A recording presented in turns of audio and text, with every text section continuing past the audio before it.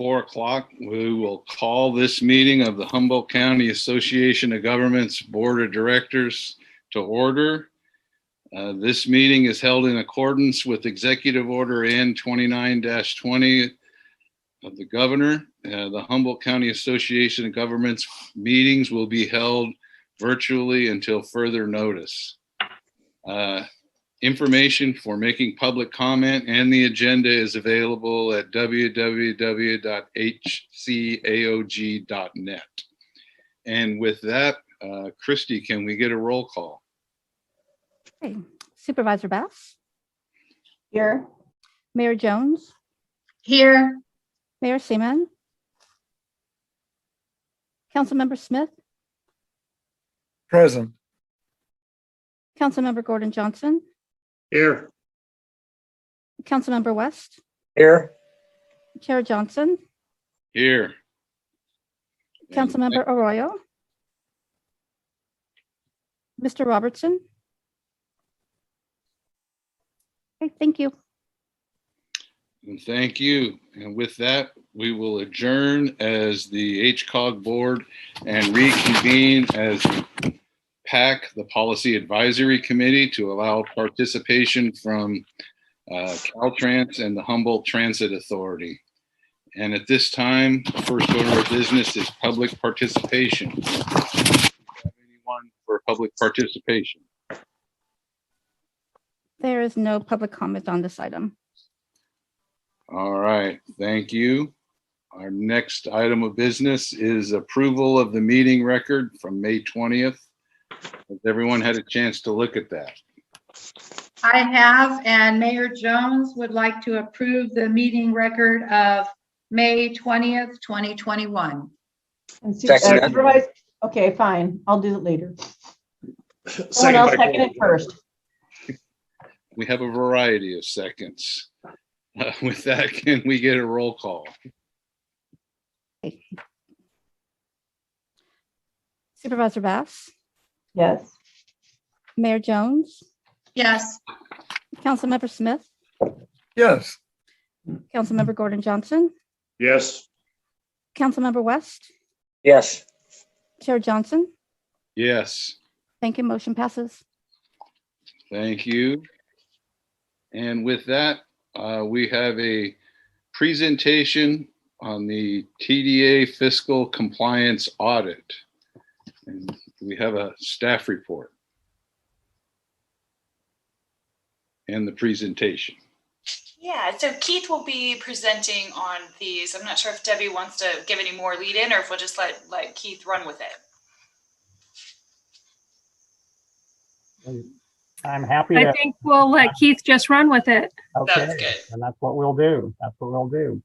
Well, thank you. I'm happy to be here. It was last June, we did it the same way as a virtual meeting, and got to admit, I didn't think we'd be doing it the same way 12 months later. So in any event, the audit for the last fiscal year end of June 30th, 2020, they have been completed. There's two entities that are not 100% done, but we've essentially completed all of the various audits, which includes the audits of the 7 incorporated cities, their transit activities, the County of Humboldt, and 2 joint powers authorities, Humboldt Transit Authority and HCOG as the RTPA. The RTPA audits, of course, are full governmental audits. They're audits of a complete set of books of a governmental entity, HCOG and HTA. We will make a presentation separately to HTA's board. We typically do that when their audit is complete, and that will be done next month. Today, I'll be talking about mostly HCOG as the RTPA, their audit. As I mentioned, it is a full governmental set of financial statements, which includes the operational activities that HCOG performs, as well as the activities in its capacity as a fiduciary. It acts as a fiduciary for various transit funds, the LTF funds, the state transit assistance monies, the regional surface transportation monies, and most recently, the state of good repair monies. And that covers the allocation, apportionment, and distribution of those funds. In addition to the HCOG RTPA audit, we also perform audits at the claimant levels. That's for the 7 cities and the county of Humboldt. And that covers the various transit operators or cities that provide contract transit services, as well as for the cities that use some of their TDA money for street and road activities. Each of those audits includes a set of financial statements, as well as reports on compliance with the various transit and non-transit uses of those funds. Now, for those claimants, we're only looking at obviously a very, very small portion of the city's activities. It's just the activities in that one particular fund. So our reports reflect that we didn't obviously, we're just looking at the street funds or the transit funds for that particular entity. The accounts that are funded through the HCOG process. Each of those reports includes an opinion on the financial statements, as well as an opinion on the compliance with the TDA rules and regulations, and on any findings that there might have been in connection with their use or expenditure of the transit monies. Those findings are noted in the individual claimant's report, as well as summarized in our annual management letter to HCOG, which I will also be covering briefly once I'm through with HCOG's financials. So for HCOG itself, there is a full set of financial statements.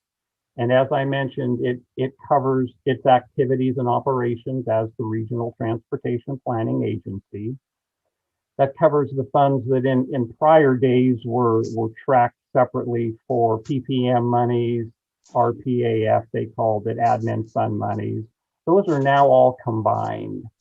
And we essentially have 2 sources of activities for HCOG's operational side of things, the rural planning and then the SAFE funds. The SAFE, the surface and freeway emergency funds are required to be maintained and tracked separately. HCOG continues to do its own, for the last 4 years, they've been doing their own accounting, in-house accounting, had moved away from the county about 4 years ago. They still use the county for the various trust fund activities, the LTF, state transit, and so on. And then those all get combined into the one comprehensive financial statement that we prepare. Like any governmental entity, HCOG is required to present its annual financial statement in two methods, essentially. One known as the government-wide presentation, and the other, the more traditional governmental fund presentation. The government-wide presentation is where the amounts and accounts are, they're modified to the full accrual method. And we also recognize some of the debt obligations that aren't necessarily recorded in their governmental funds. Those would be things like the GASB 68 pension liability, the other post-employment pension liability, and so on.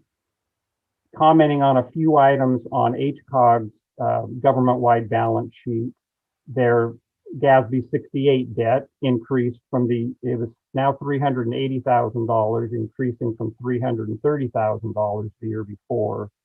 And the other post-employment benefit liability, which is the health insurance, increased from $220,000 to $264,000.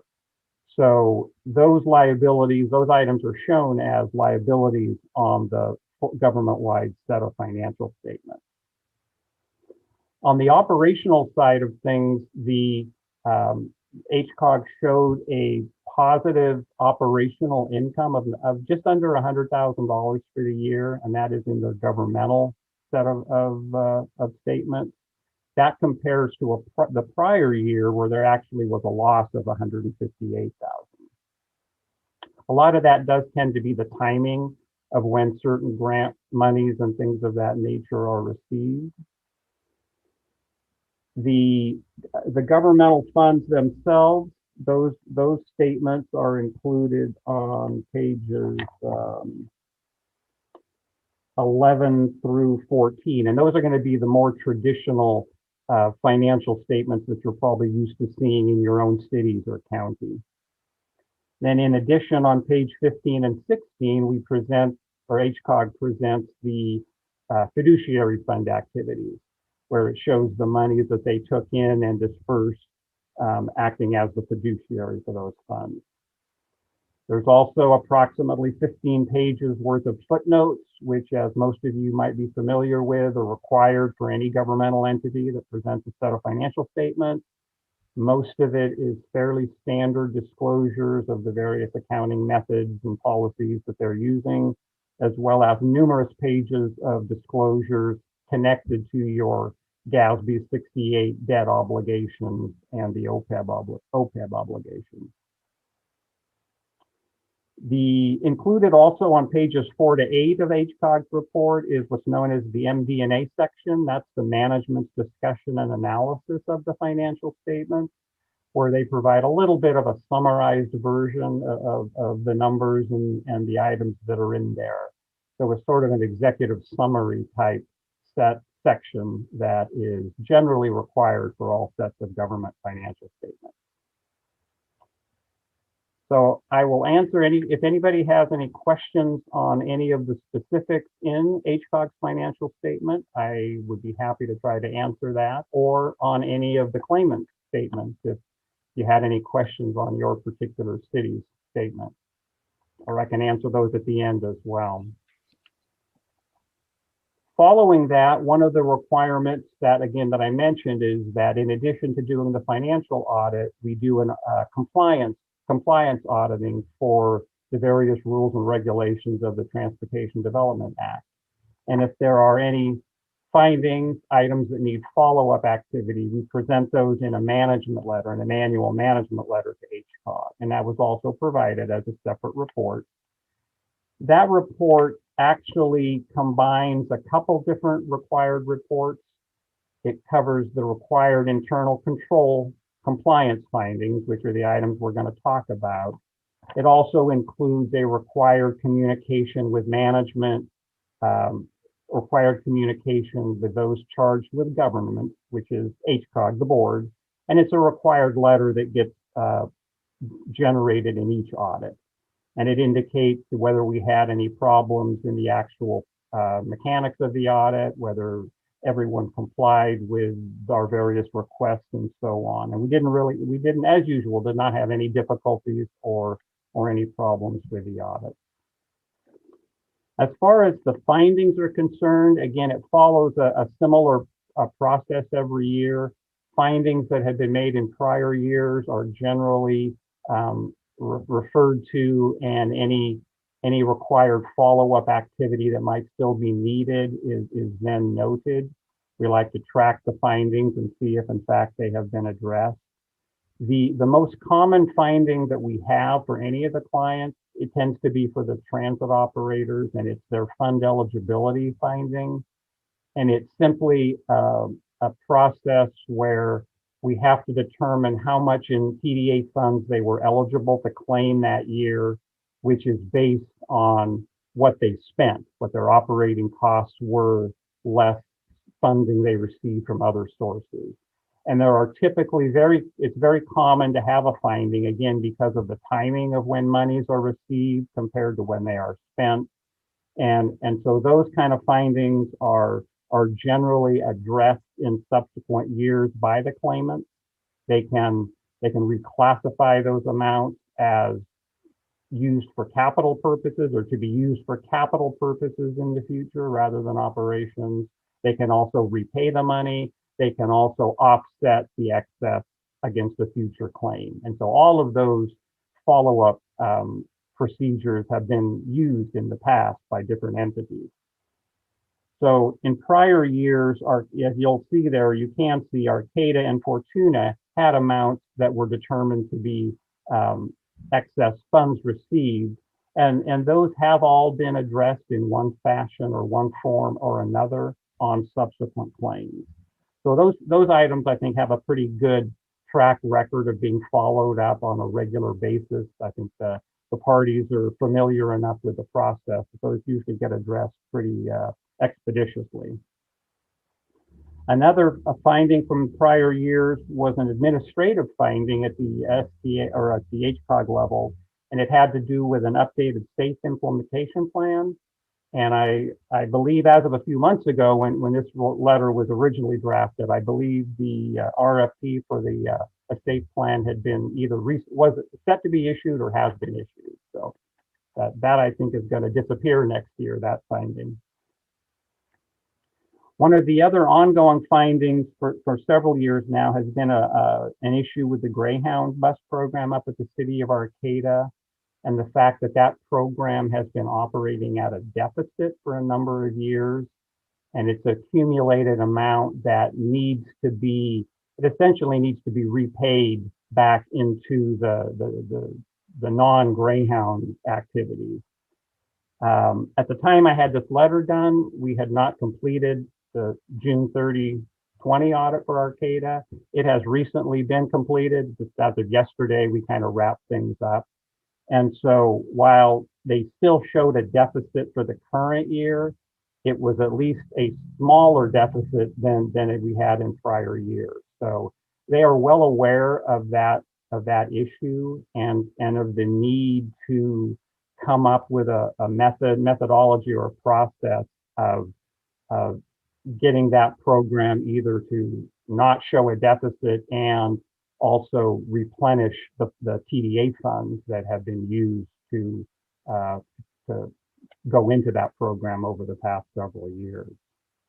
So they will be working with, the recommendation is that they need to work directly with HCOG and come up with their plan of how that will be addressed going forward. We also had a fare box recovery finding for the city of Eureka from a couple years ago. I was back at the time and during the last year that the city of Eureka was directly running their own transit system.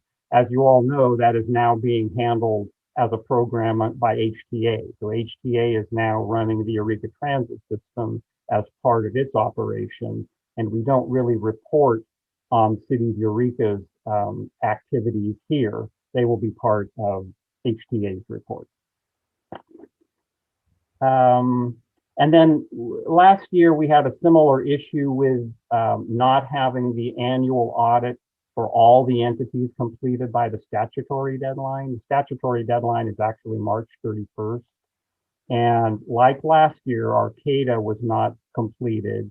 This year, Arcata and HTA were unable to be completed for various reasons. Some, some pandemic related, some, internal, some external. So as I mentioned, both Arcata and HTA will be completed here within the next week or so. But that's an area that, as much as possible, HCOG should work with those clients to see that we can get those audits done and get them to the state by the appropriate deadline. As far as current year findings, there's really just a couple modest, couple minor ones. The city of Fortuna had a small fund eligibility finding for their senior bus program, again of $13,000. And again, that will most likely be either held in reserve for capital purposes or offset against a future claim. And even though it wasn't done at the time, City of Arcata also is going to have a very small fund eligibility finding for their dial-a-ride program, about $1,700. But they were fine on their main transit system, and none of the entities have had a problem with the fare box ratio. Everybody has been able to meet those required fare box ratios without any problem, except City of Fortuna. I guess they had a very, very small, it was a $71 shortfall in their fare box ratio for the senior bus program. And actually, all things considered with the pandemic and the fact that I don't even know if the buses were running from mid-March until the end of June, I don't see that as a significant item. In fact, any claimant gets a one-time grace year in the first year that they don't meet the fare box ratio. So this serves as the Fortuna's grace year, and there's really no required follow-up action required at all on that. So that's my brief presentation. So now I will entertain any questions that you might have. Anybody have any questions for Keith? I don't see. I do. Okay. I do, Chairperson Johnson. Keith, early on, you mentioned that HCOG went from 220,000 to 260,000 in their employee health department, and that's a $40,000 increase. Is that unusual or any cause for Well, concern? remember what that is. That's the other post-employment benefit liability for the retirees that that HCOG will have to pay in the future. So it's not an actual expense. It's each year they hire a firm to calculate what the future liability will be for folks who haven't even retired yet. And they factor in things of, what healthcare insurance is going to cost in the future, and that kind of thing. And they discount it back to current numbers. So it's one of those numbers that, it's just going to it's going to jump from year to year.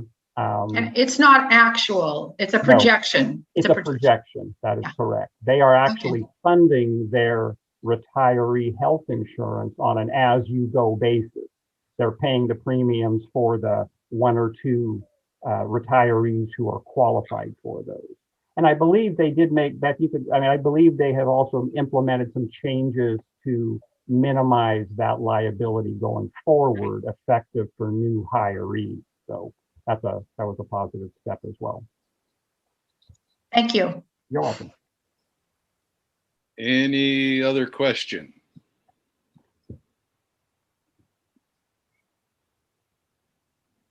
I see a symbol on them.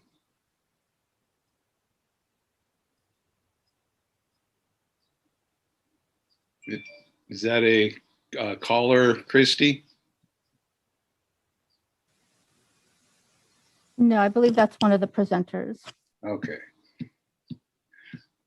Okay, well, thank you, Keith. Okay, you're welcome. Well, you're welcome. My pleasure. Yeah. And hope next year we'll see you in person. Hopefully, that will be later on. We'll talk about it. Okay, thank you. And our next presentation is from Caltrans regarding their project development program. Thanks. I think the agenda says that Rex Jackman's going to present, but I believe Valency Fitzgerald is going to lead this presentation. So take it away. That's correct. I'm going to share my screen now and tell me if you see. All right. Do you see the presentation there? Yes. Great. Okay. So this is a presentation where we're kind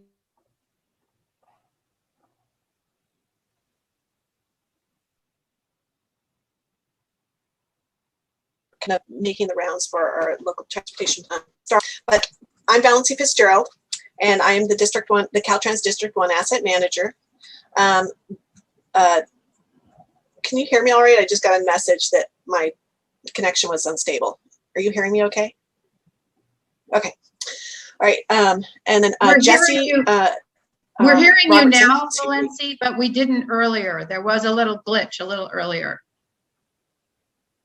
Okay. But now you're fine. Thank you very much. Let me know if that happens again. Okay, thank you. Jesse Robertson is going to be presenting for system planning, and then Alexis Kelso is going to be presenting for our advanced planning branch. Let's see. For our overview, I'm going to go over the SHOPP and asset management and project nomination, and then some portfolio change management, project portfolio change management, and then Jesse is going to go over the transportation planning information sheet, and then Alexis is going to go over project input and opportunities throughout project development, from project nomination through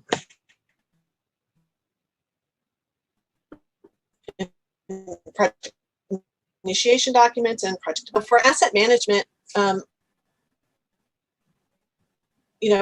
we not only was it a requirement of, MAP 21 and SB1, it had live costs, provides a transparent prioritization process, creates a financially stable framework, and it provides a methodology to improve performance in the long term on a long-term basis. This is the SHOPP asset management cycle. We're currently in the project nomination phase, which is down here. We've measured the inventory of the pavement and bridges and culverts and all the other assets, which is up in this section of the cycle. And then we established our needs and an investment level for the projected condition of our assets at the end of the 10-year plan. Once we nominate projects for the last 5 years of the 10-year plan, so it's a 10-year planning period for the SHOPP asset management cycle. And once we've nominated those last 5 years of projects, we will move into the project initiation, into developing project initiation documents and program the projects, look at beginning design.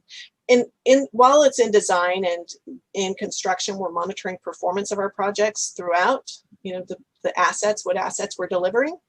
And then when they've finally been built and constructed, we'll measure the system again and reassess. And so we do this every 2 years. So our projects don't go on a 2-year cycle, but the reassessment and beginning of the SHOPP cycles start, in a 2-year cycle.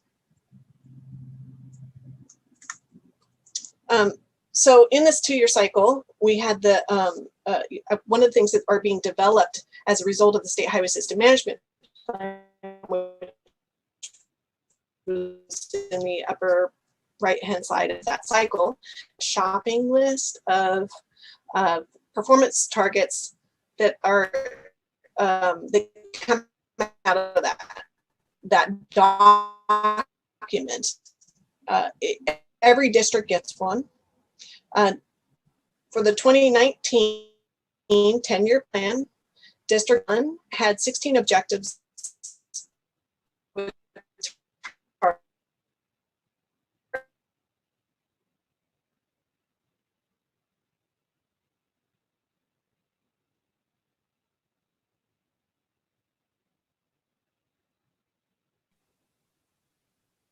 I lost her. I don't know. I can't hear her. I don't know if anyone else can, but I lost her too. I was just going to say the same thing. Yeah, I'm glad it's not just me. Me too.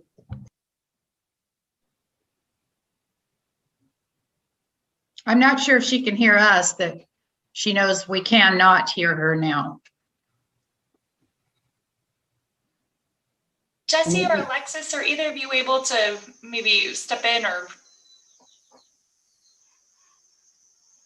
Oh, now the screen's gone even.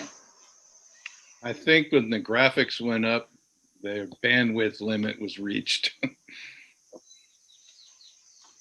Alexis, Yeah, are you in a position? I have the presentation. It might be a slightly older version, but I think we can manage. Let me share it here.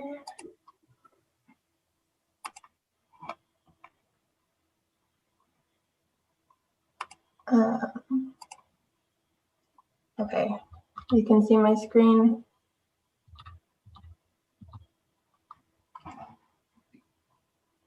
Uh-oh, where'd you go? There we're going. Okay. It's up. Okay. I'm back. Sorry about that, everybody. I think my connection will, I think we've rebooted and we'll see if this will work now. Are you sharing your screen now? Yes. Okay. Yes. That works for me too, if you want to continue to share your screen so we don't have to go back and forth. Okay.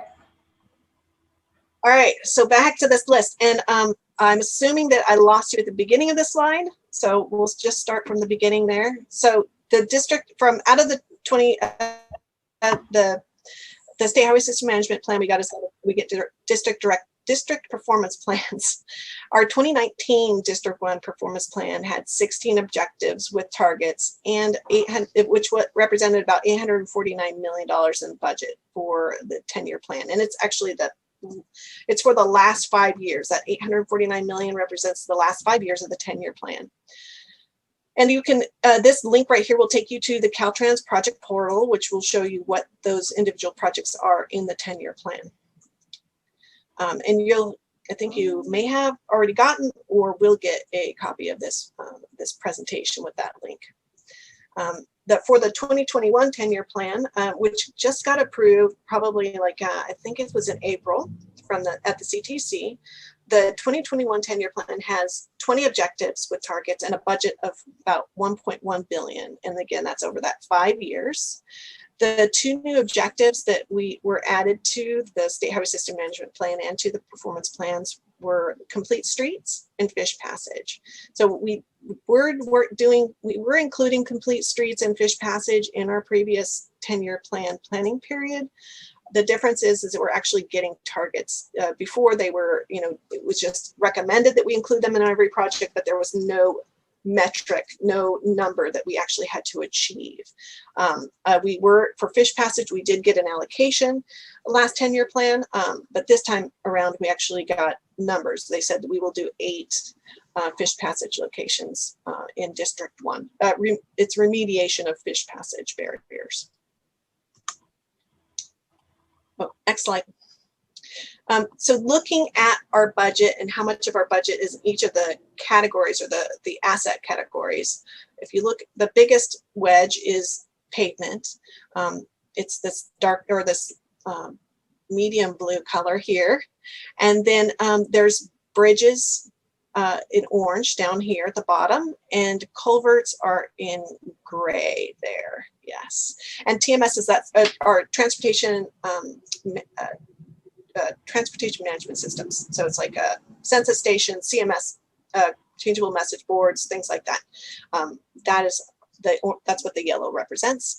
And then fish passage, you can see, is a pretty darn big wedge for us. That's a big part of our budget. It's going to be remediating fish passage barriers. And that actually, for us, that means typically it means a full span bridge solution. So we're taking culverts out and putting in bridges to improve fish passage. And then the complete streets is the green part. Next slide. So we are currently in the project nomination process for the 2021 10-year plan. We're currently at where that little arrow is. It's about midway through the process. We've selected our anchor assets and we've gotten our performance plans. Our anchor assets are when you were looking at the wedge a while back, it's the ones that had the biggest wedge. We kind of build our projects around those performance measures. So we have projects like pavement and drainage projects that then we add satellite assets to them. Say we have some stormwater work that we want to do on a pavement project, or there's transportation management systems work, or a census station or something we want to add on a project. So we start out with an anchor, which is an anchor asset, which would be pavement. Typically for District 1, it's going to be pavement, bridges, or culverts. Next slide. This is this is looking at all the opportunities where we have to make changes in projects, and we can make changes in projects at any point in this time frame. But the best way we're going to be able to afford to make those changes due to budget constraints is going to be at the 10-year plan period right there. That's after we've received our district performance plans and we're doing project nomination. It's just when we're setting our initial budgets that go we'll go then into preparing the project initiation documents. And again, we can make some changes again at project initiation. That's the other star there. That is another good change. It's better than after we program the projects to get that scope into a project. So ideally, it's early on in the process. Next slide. So this is our initial list of the anchor projects that we're looking at for this is just the 2024 SHOPP partial list. So out of that 5 years, it's the first 2 years. We have a couple projects that go into the 3rd year, but most of them are, these projects are all going to be delivered in the first 2 years of that 5-year planning period. And these are the projects that Alexis's group is going to be working on starting July 1st. So the first one on the list is we call, these are the nicknames we have for the projects. The Capella Pavement Project, which is on is MEN 101. It's around post mile 26.3 to 33.70. It also includes a little bit of MEN 222, or not a little bit, the whole route. So we'll be doing both of those at the same time. And then Garberville Pavement is from on Hum 101. It's from post mile 0 to 10.3, so southern part of the county. DeHaven to Hardy Pavement is MEN 1, post mile 78.9 to 87.85.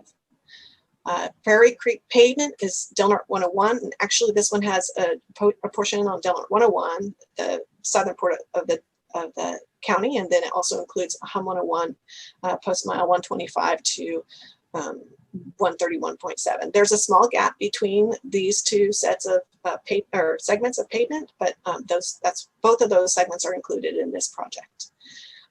Cummings Pavement is MEN 101, post mile 81.4 to 90.77.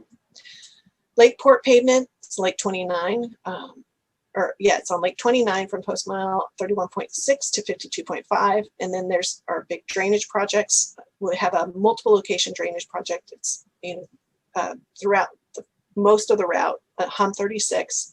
It also includes 2 fish passage barrier remediations. One's at post mile 9.17 and the other one's at 5.8. That's Fox and can't see it. Fox and what's the other one there, Alexis? Wilson Creek. Wilson, thank you. Fox and Wilson Creeks. And then for MEN 1 drainage, it's again a multiple location drainage project. It's gonna remediate at least one fish passage location. We might be adding another one. It's called Powderhouse Gulch. We might be adding one that's, I think it's Mallow Pass.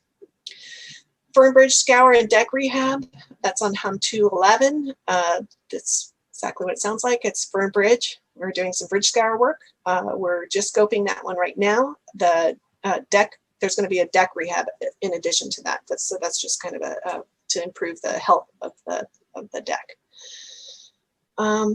And then we also have some projects that are impacting the budget for that last 5 years, the 10-year plan, but they're part of the 2022 SHOPP projects, the ones that Alexis's group are finishing up right now, which is the Delmart 101 drainage project and the MEN 128 drainage project. And then the other thing that's impacting this last 5 years of the 10-year plan is the Hum 101. It's the Yerkes Loop Bridge project.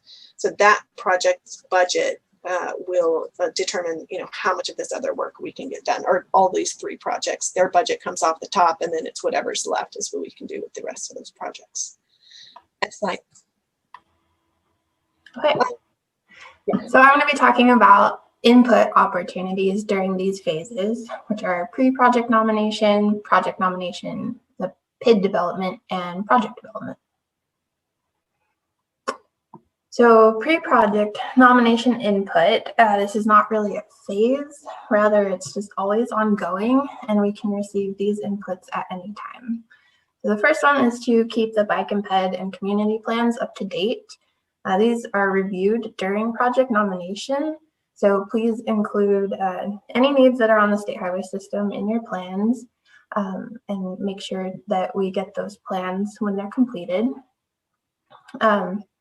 Also, if there's a need for planning in the area, the Sustainable Transportation Planning Grant Program is a potential funding source for developing those products.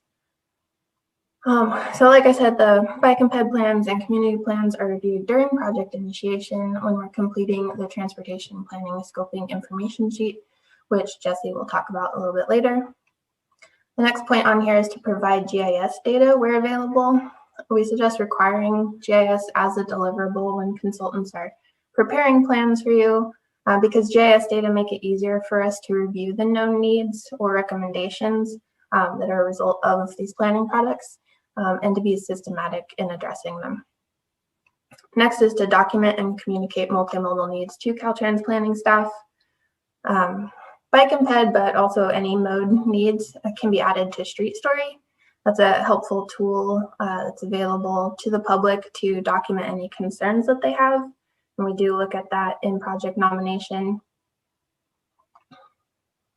And then last is to inform Caltrans planning staff and or local assistance staff of any future projects adjacent to or on the state highway system. This will help make sure that planned improvements are consistent and the construction timing is coordinated.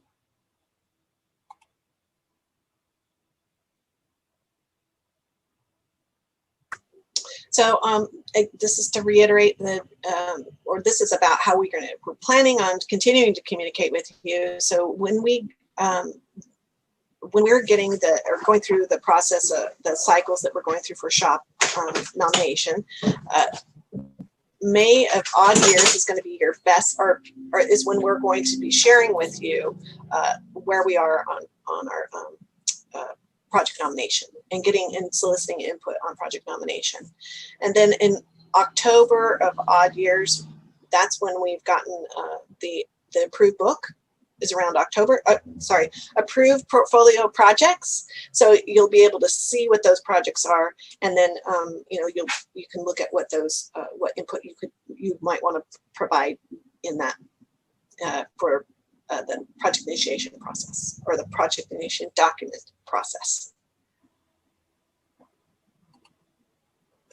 So during project initiation documents, the input opportunities, first the PID schedule is a 2-year cycle that starts in July of the odd years.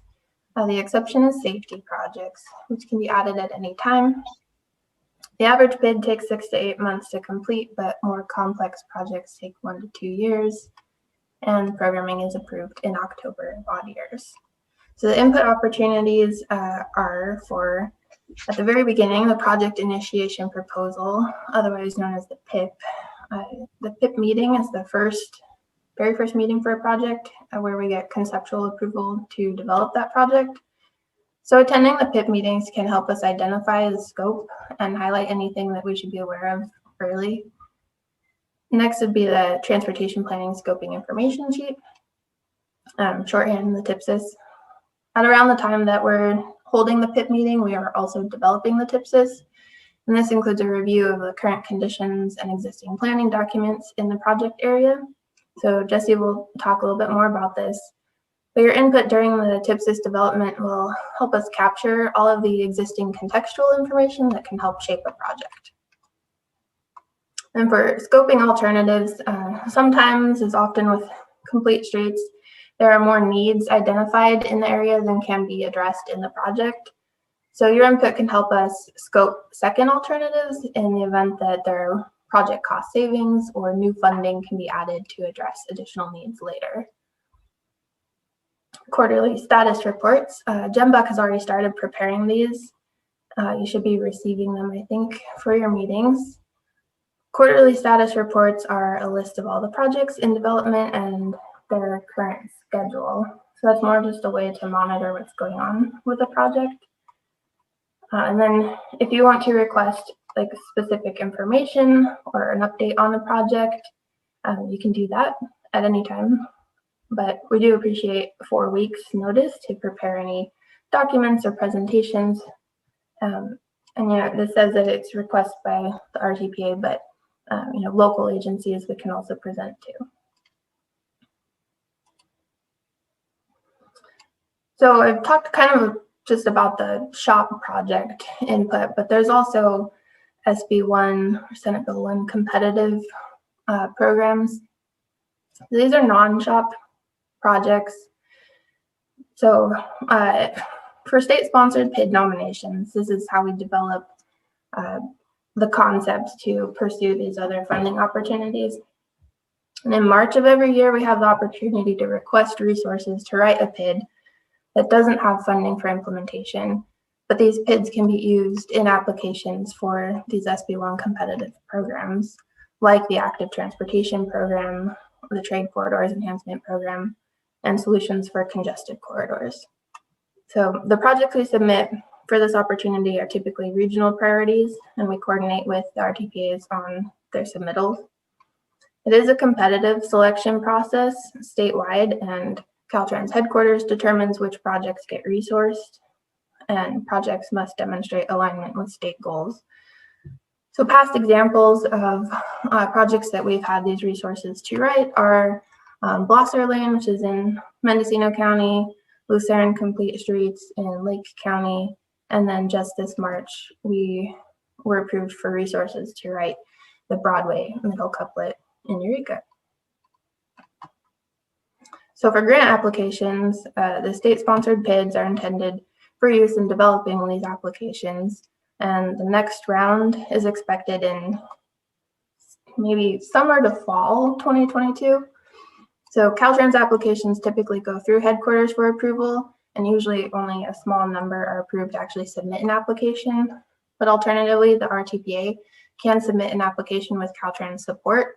Again, still need to show alignment with state goals for letters of support or to be an implementing agency on an application submitted by an RTPA. And District 1 staff may be able to assist with grant applications if you're developing one for a project that is on the state highway system. And now is when Jesse will talk about the TPSIS. This is the fun part. Can everybody hear me? Yes. Okay. So for all of us transportation planning types out there, this is the transportation planning scoping information sheet. There's a little image of a portion of the form. This form is required for Caltrans project nomination process. It's the time when we initiate projects.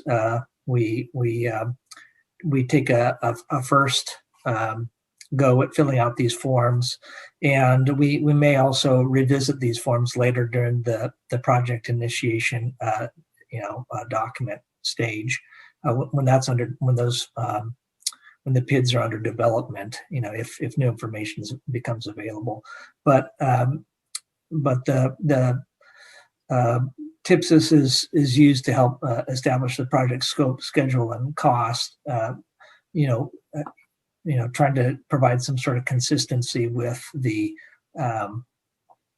regional planning, regional and local transportation plans that sometimes Caltrans has a hand in or participates with the development of. So the purpose of the TPSIS is to compile all the relevant information from the regional plans, from local plans, from Caltrans planning efforts, and from other efforts taking place. We'll go through. We'll take a quick look at the form and look at the sections that are included. But I think one of the benefits of putting these forms together is to ensure that some of the planning efforts that we fund and undertake, that those are heard at Caltrans, and that we initiate projects that the community wants, and that they're reflective of community values.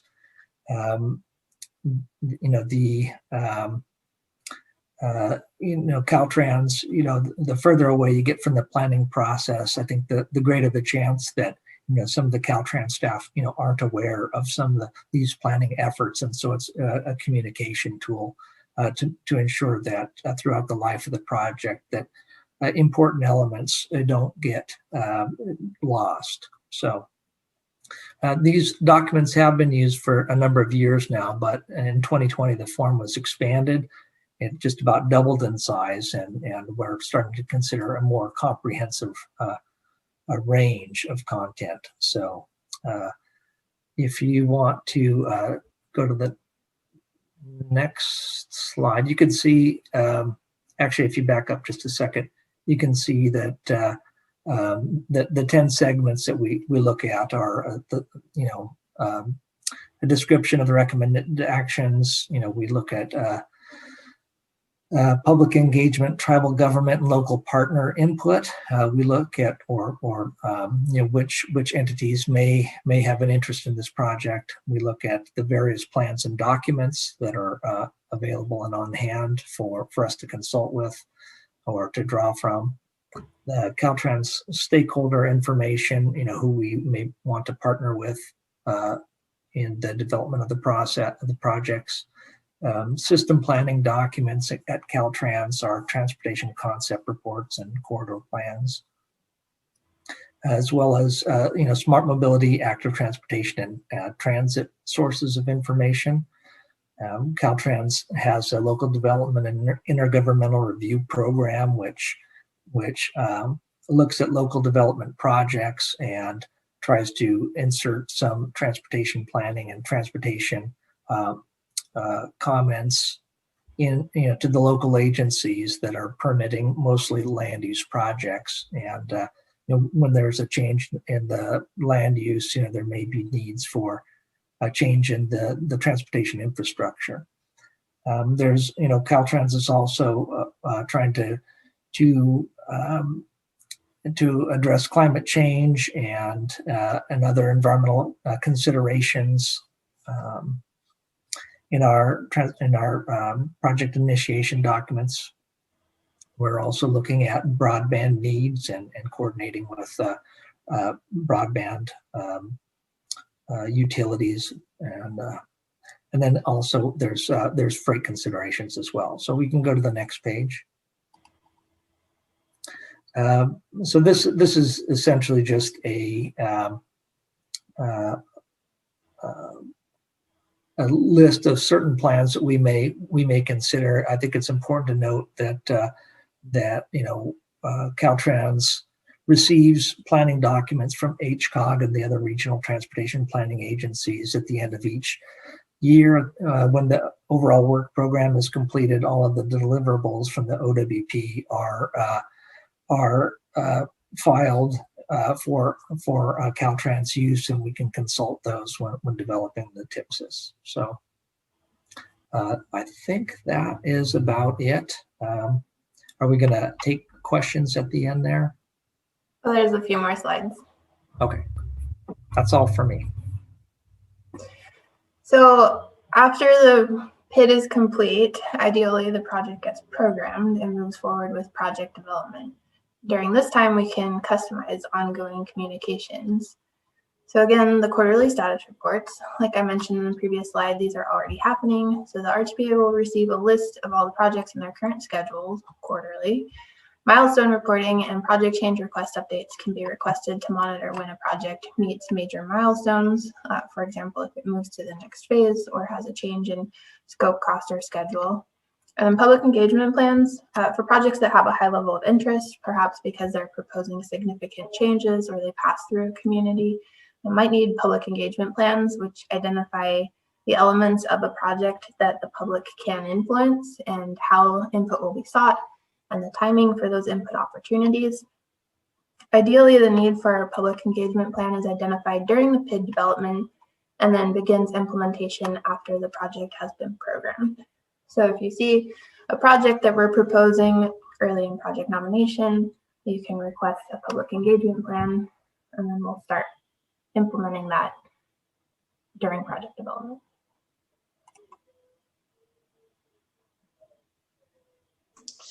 So that covers our the bulk of our presentation. We covered the SHOPP 10-year plan and our nomination process, the new TPSIS process, project input and communication opportunities. And Alexis, if you want to stop sharing, I can share the list of contacts for our group.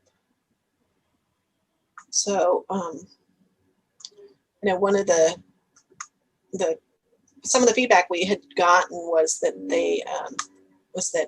people wanted to have a better idea of how to provide input, so what we put together is a slide of who you can contact for for specific types of questions. So, Jen's already providing that list of project status. So any questions about that list or, program projects, if you have any input on those, you would contact Jen Buck, and here's her number and her email address. For project initiation reports, so those are going to be the 2022 SHOPP projects that Alexis's group is finishing up. Any complete streets input for project nomination or local plan updates, talk to Alexis about those. And then if you have any questions about projects in the 5-year planning period of that 10-year plan, including the draft 2024 partial list that I just provided today, you can contact me, and there's my phone number and email address. So any questions? Do we have any questions for our presenters? I have a question. I'm not sure if one of the three of you can answer this, but currently there's a project going on that's an on-ramp into 299 from 101 where they meet over there in north of Arcata. And I was wondering, it looks like it caused a lot of the pasture that was being used there. It looks like it's a pretty large project. In fact, it looks like you're bypassing the old on-ramp and you're putting in a brand new on-ramp. So my question is, what funding cycle was that on? Was that an emergency project? And also, how did you obtain the land for that project? Because it looks like it was a private pasture. At least part of that is being used. Do any of you know anything about that project? A little bit. I probably can't get into the details, but we can also reach out to the project manager to, to provide more information. But that project was a safety project. So one of the things they're doing is improving the curve, or, the curve there was pretty tight. So there was that. We also had, issues with the pavement there. I don't know if people noticed that the water was pumping through a lot, and it was a constant. We had to do a lot of work there to keep the pavement in good condition. So between the safety issues there and the pavement, this is going to be the reason we had to go towards that pasture was to get a better curve, a safer curve for drivers. So it met the safety index for that location. Let's see. Do you guys have anything else, Alexis or Jesse, on that? I mean, in terms of purchasing right away, we went through the regular process. It was an emergency project, so it went through our normal SHOPP process, 4-year cycle, similar to most of our projects, except for the safety project part, because we get to amend those into our into the SHOPP instead of having to identify them, with the 2-year SHOPP cycle. So it wasn't eminent domain or anything like that. You actually purchased the property from the owner? As far as I know, yes, but we can follow up. I mean, even with us, we don't just take property, we have to pay for it. So regardless, it could have gone, I don't know if it went through the condemnation process. I don't have that information, but I'm sure we could follow up.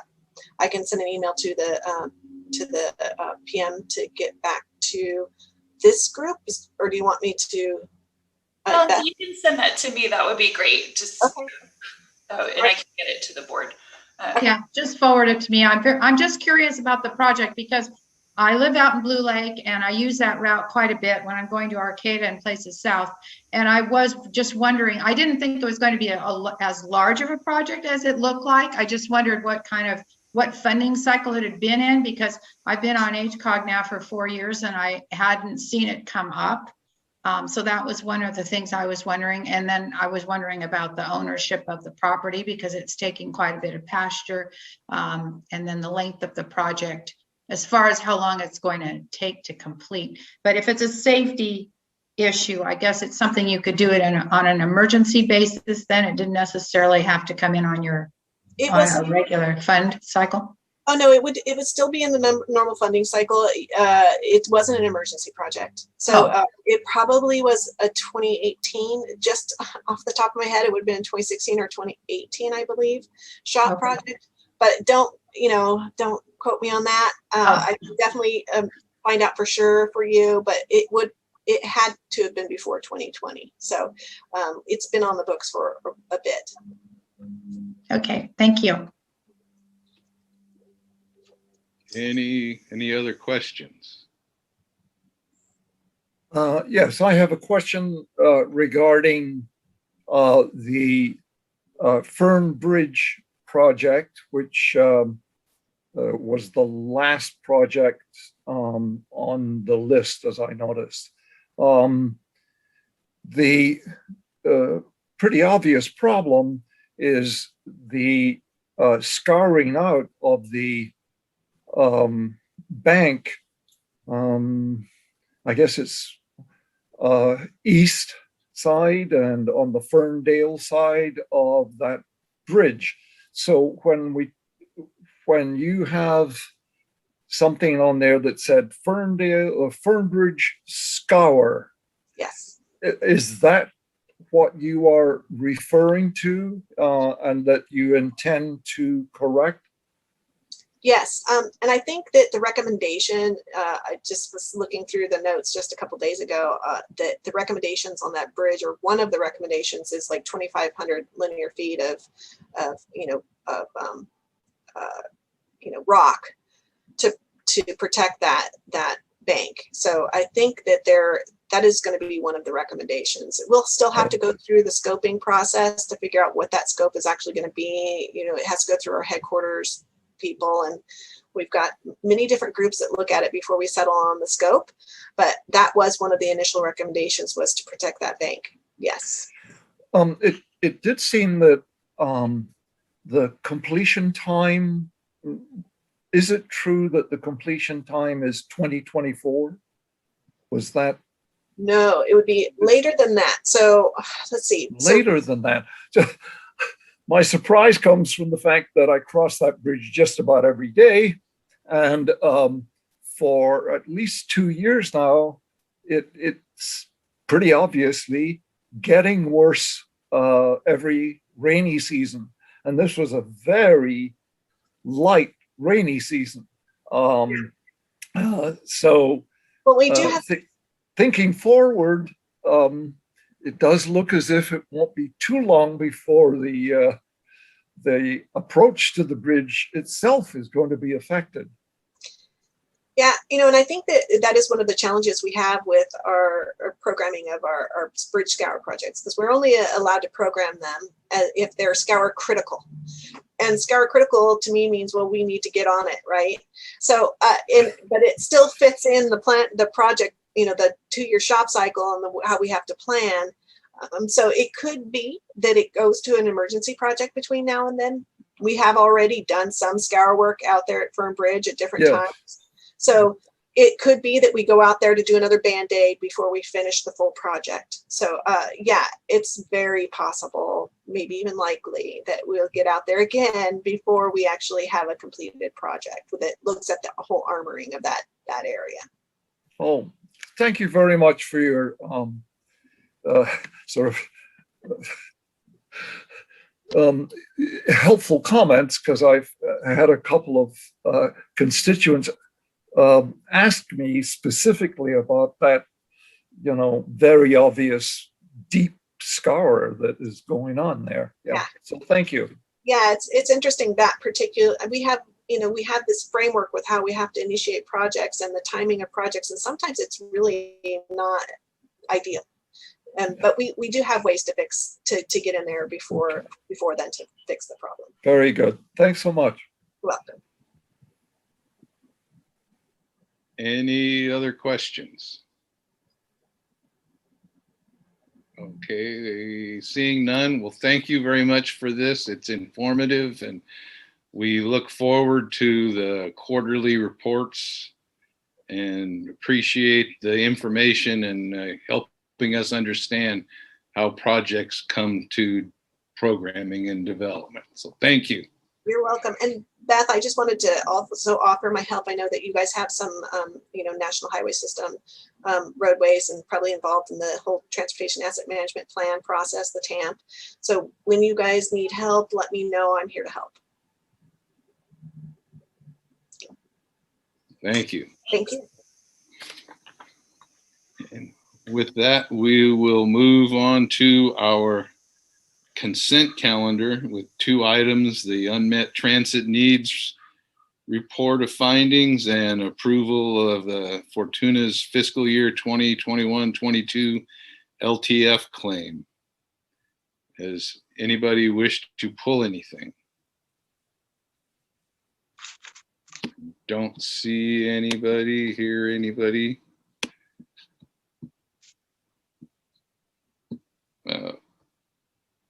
And with that, we'll entertain a motion to approve the consent calendar. I'll make that motion, Virginia Bass. I'll second, Susan Seaman. All right, have a motion and a second. We get a roll call. Supervisor Bass, Yes. Mayor Jones, Yes. Mayor Seaman, Yes. Councilmember Smith, Yes. Councilmember Gordon Johnson, Yes. Councilmember West, Yes. Chair Johnson, Yes. Mr. Robertson. Yes. Thank you. Motion passes. Thank you. And we will move into our PAC action items. First item being a U.S. Department of Transportation Rebuilding American Infrastructure with Sustainability and Equity Planning Grant. And we have a presenter staff report. Yes, I'll be giving the staff report. Thank you. So this is a DOT transportation planning grant that Humboldt Transit Authority will be the lead on. HCOG has been helping them prepare the grant application under our work element that allows for that kind of grant assistance. If the grant is awarded, and I'll talk a little bit about what we're going for here, but if it's awarded, HCOG would have an ongoing role, and what I'm asking the board is to authorize HCOG being a project partner so that we could help HTA manage this grant. And the grant subject is really looking at HTAs and really all the transit systems countywide, looking at transitioning them to zero emission vehicles, whether that be through electrification, which they've already done a feasibility study on and have information. But there's another component to that, some unknowns related to the longer routes. So specifically the routes going to Garberville, to Willow Creek, that perhaps the equipment that is available today on the market actually won't make those routes. The electric vehicles, they just won't get there, given the terrain and the length in the trip. And so we'd be looking at other options, either optimizing batteries for electric vehicles or switching to a hydrogen-based system, and what that fueling infrastructure would look like. So it's really a beefy feasibility study that's very technical, and looking at how would we transition our fleets in a rural setting to zero emissions, given the constraints that we have. So that's kind of, it's actually a 3-phase project. So that would be the first phase, is really looking, and this would include tribal transportation, transit systems, really all the transit throughout the county. And then the second phase is looking at expanding that. So how would we actually offer more transit service, maybe reduce headways or new areas, and what does that look like? Does it look like a traditional transit system or mobility on demand, but also really taking into account that zero emission vehicle component, and looking at it equitably, also really trying to get to more of our rural areas and more of the areas that are traditionally underserved. The grant has a definition for areas of persistent poverty, and several areas throughout the county meet that definition, and those would be the areas we'd really want to target for expanded transit services. This research would certainly benefit Humboldt County and our transit system here, but it also has broad applicability nationally, because there's lots of rural transit providers that are in the same situation, not knowing what kind of equipment is useful to make long routes. And that could even be, not local transit providers, but others like Greyhound and Amtrak that have very long distances to travel. So I think we're excited about getting the research done. It's certainly a new subject for me, so I'm learning a lot every day, working with some great other partners. Shots Energy Research Research Center is a partner on this project. RCEA is a partner on this project, as well as a national nonprofit, and which is the Center for Transportation and the Environment. And we just learned we have 2 private companies coming on board as project partners, which is Air Products and Trillium Transit, which will be doing some of the looking specifically at hydrogen, and then Trillium Transit really looks at optimizing routes. So I think it's a pretty exciting public-private partnership. The final phase is really quite different than the other first 2 phases, and that's a national survey to really look at how many transit providers nationally fit into this bucket of sort of having these, kind of this rural situation where you have long routes, maybe difficult terrain, and really doing that inventory, which would help get our hands around the demand for the type of equipment we need to see developed, and hopefully be inspiring to the equipment manufacturers to say, here really is the bulk of the demand, and what you could be looking at if you're willing to, work on developing buses that could make these routes. And so I think it's a pretty exciting partnership, and happy to be asked to help with the grant application, and would be thrilled to work on the project if we are awarded. If we are awarded, there is budget in there for HCOG, so it would all be reimbursed to us. It wouldn't come out of our OWP or anything like that. We would get kind of like the REAP situation we have now, where we would have that money coming in from the grant to support that work in that position. And it may mean bringing someone on. The grant would be a 5-year term, and we may have to look at additional staffing for that, and we'll cross that bridge when we hopefully get awarded. But just wanted to bring it to the board, get your guidance on if we're in support of this project, and also if you're in agreement that HCOG should be a project partner. So I'll conclude my staff report there. Anybody have a question or comment? I have a comment. Yes. I mean, I just say partnerships are the only way to get things done anymore, and I think it makes an awful lot of sense. So I'm definitely in support of staff recommendation. Perfect. Thank you. Any others? I have. Okay. Oh, I just wanted to say I owe Beth an apology, because I was supposed to get you a letter and forgot all about it until I saw this agenda. So sorry. That's okay. If there's still time, the application is due on July 12th. I saw that you wanted letters on the 30th. Could we get them to you after the 7th? Because of that's the next council meeting. Got it. Yes, we will take it. We will at any time. So I very much apologize about this. So. No problem. We're excited. There is, and I should mention one of the things we'll be looking at in that first phase. We're really looking at existing HTA routes and facilities. It does have a component of the multimodal transit center that's being thought about at, I think it's 3rd and H. So that would be something we would be able to kind of get further along in the design of, and thinking about what that would look like there. So that is within the city's limits. So that it is nice I want to make sure the city stays in the loop about these plans. Thank you. Any other? If not, we will entertain a motion. I'll make the motion to accept staff recommendation and adopt resolution 21-17. I would second that motion. Okay, we have a motion and a second. Can we get a roll call? Supervisor Bass, Yes. Mayor Jones, Yes. Mayor Seaman, Yes. Councilmember Smith, Yes. Councilmember Gordon Johnson, Yes. Councilmember West, Yes. Chair Johnson, Yes. Mr. Robertson. Yes. Thank you. Motion passes.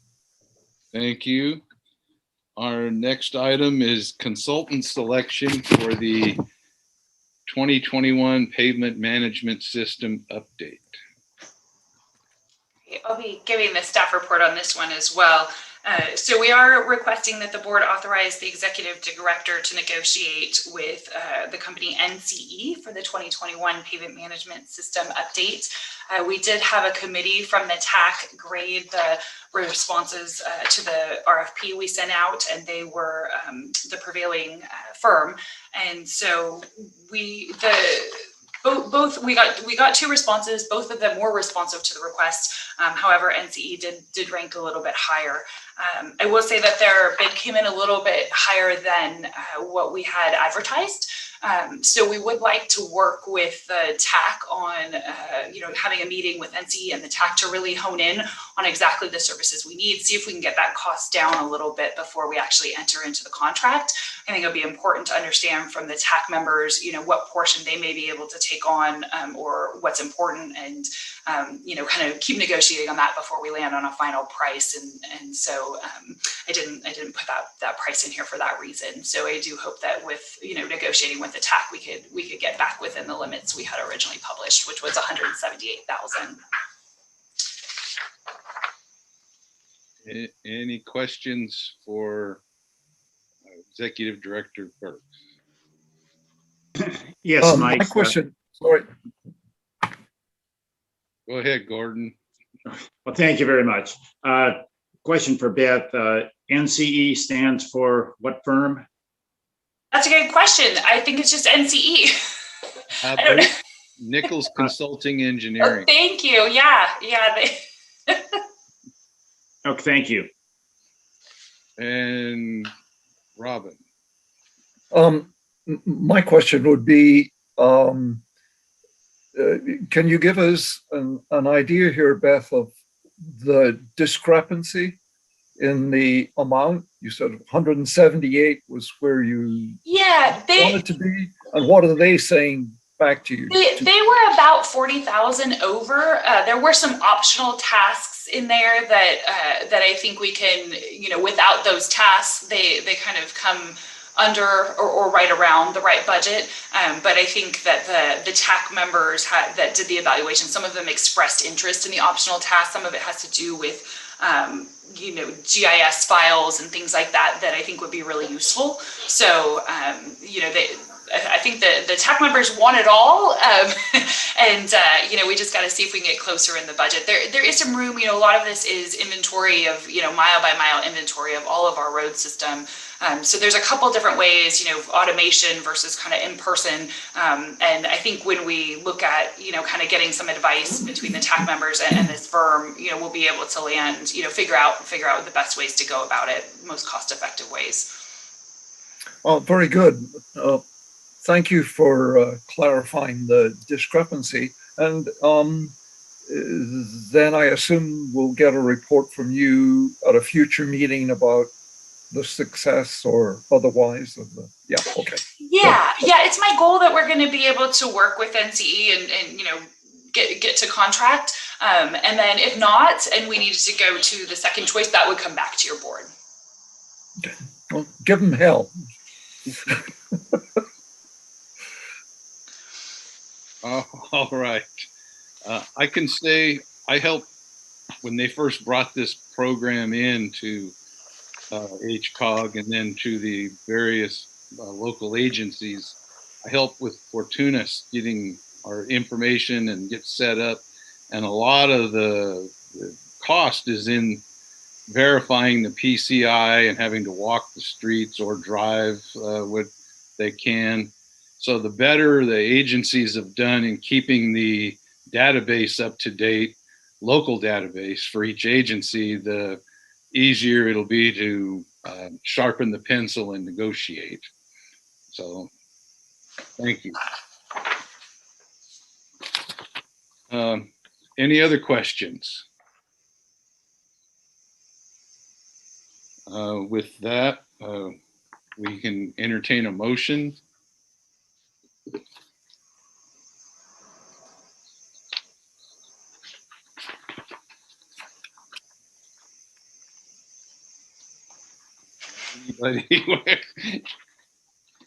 Well, I'll make the motion that you're requesting to have HCOG board approve and authorize the executive director to negotiate with NCE for this contract, understanding that Beth is going to try to negotiate them down. That's not necessarily part of the motion. I second that motion. Okay, and I do see that the word negotiate is in the recommended motion, so I believe that this was the plan. Okay, good. With that, we have a roll. I meant really negotiate. You know? Yes. Supervisor Bass, Yes. Mayor Jones, Yes.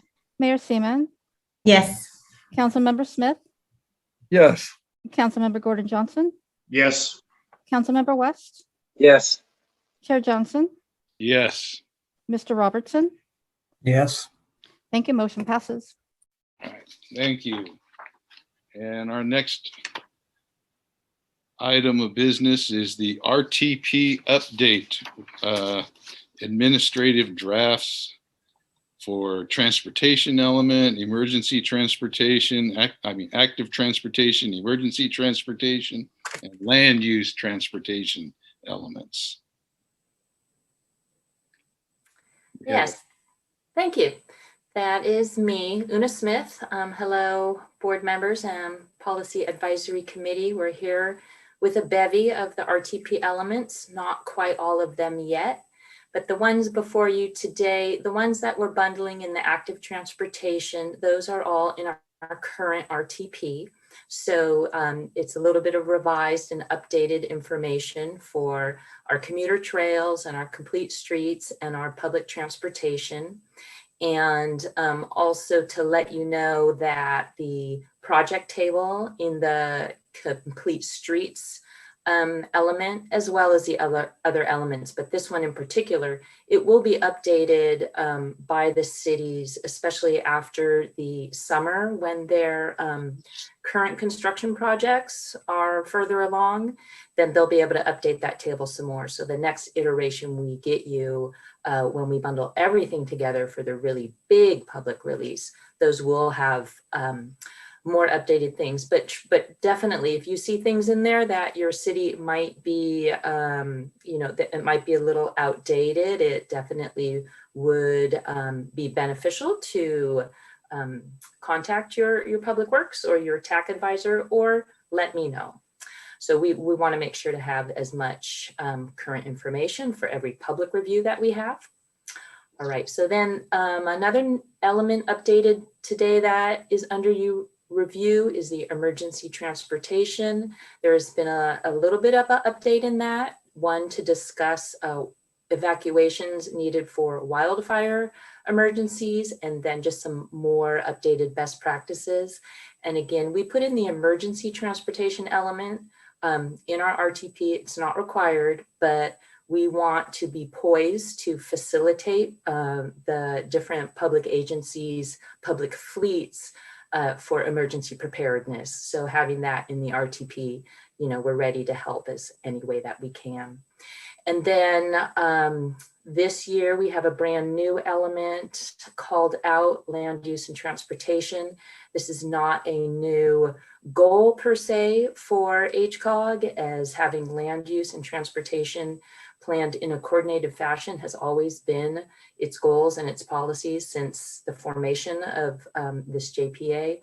But what we're doing right now is having a lot more explicit policies that tie very much to the targets that the board has preliminarily adopted for public release. So the ones that are addressing greenhouse gas emissions and safety and the way we build our communities and the way we have our streets allocated for use of people, for use of vehicles, etc.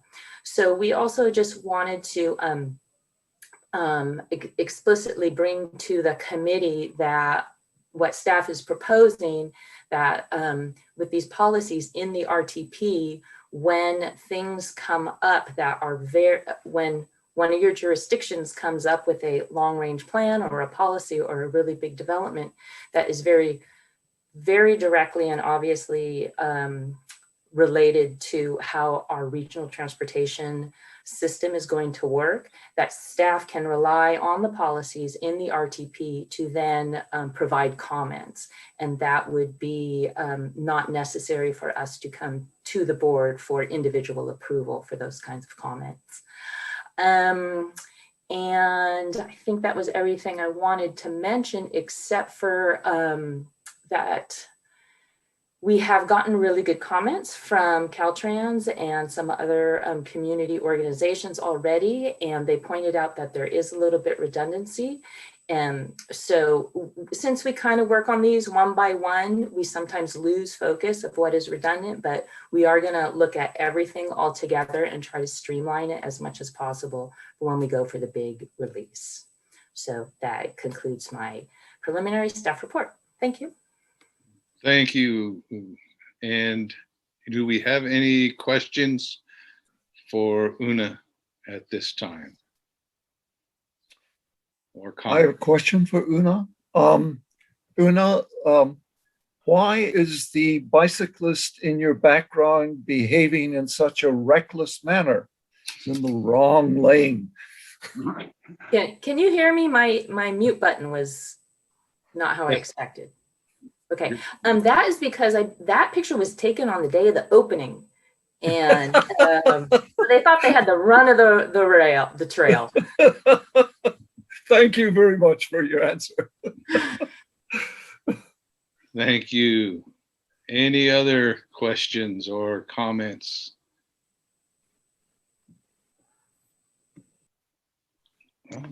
Hearing none. Again, where did it go? I will make a motion, Chairman Johnson. Adeline Jones, Mayor Jones moves that the PAC recommend that the board approves the following administrative drafts for release as public drafts: active transportation elements, emergency transportation element, and land use transportation element. Thank you. Okay, we have a motion and a second. Can we get another roll call, please? Actually, Mike, I wonder if we might have public comment. It looks like maybe there's somebody that wanted public comment. There was someone who sent a little note about the McKinleyville presentation in the chat box. And is there another comment for this item? No, there is no public comment for this item. Okay. Okay. Thank you. Sorry, I just saw somebody turn their camera on, so I thought maybe they were trying to get our attention. I think they're getting ready. Thank you, Mayor Seaman. Can we get a roll call, please? Okay. Supervisor Bass? Yes. Mayor Jones? Yes. Mayor Seaman? Yes. Councilmember Smith? Yes. Councilmember Gordon Johnson? Yes. Councilmember West? Yes. Chair Johnson? Yes. Mr. Robertson? Yes. Thank you. Motion passes. Thank you. And at this time, we have a discussion item of the McKinleyville Transit Study and recommendations on the draft.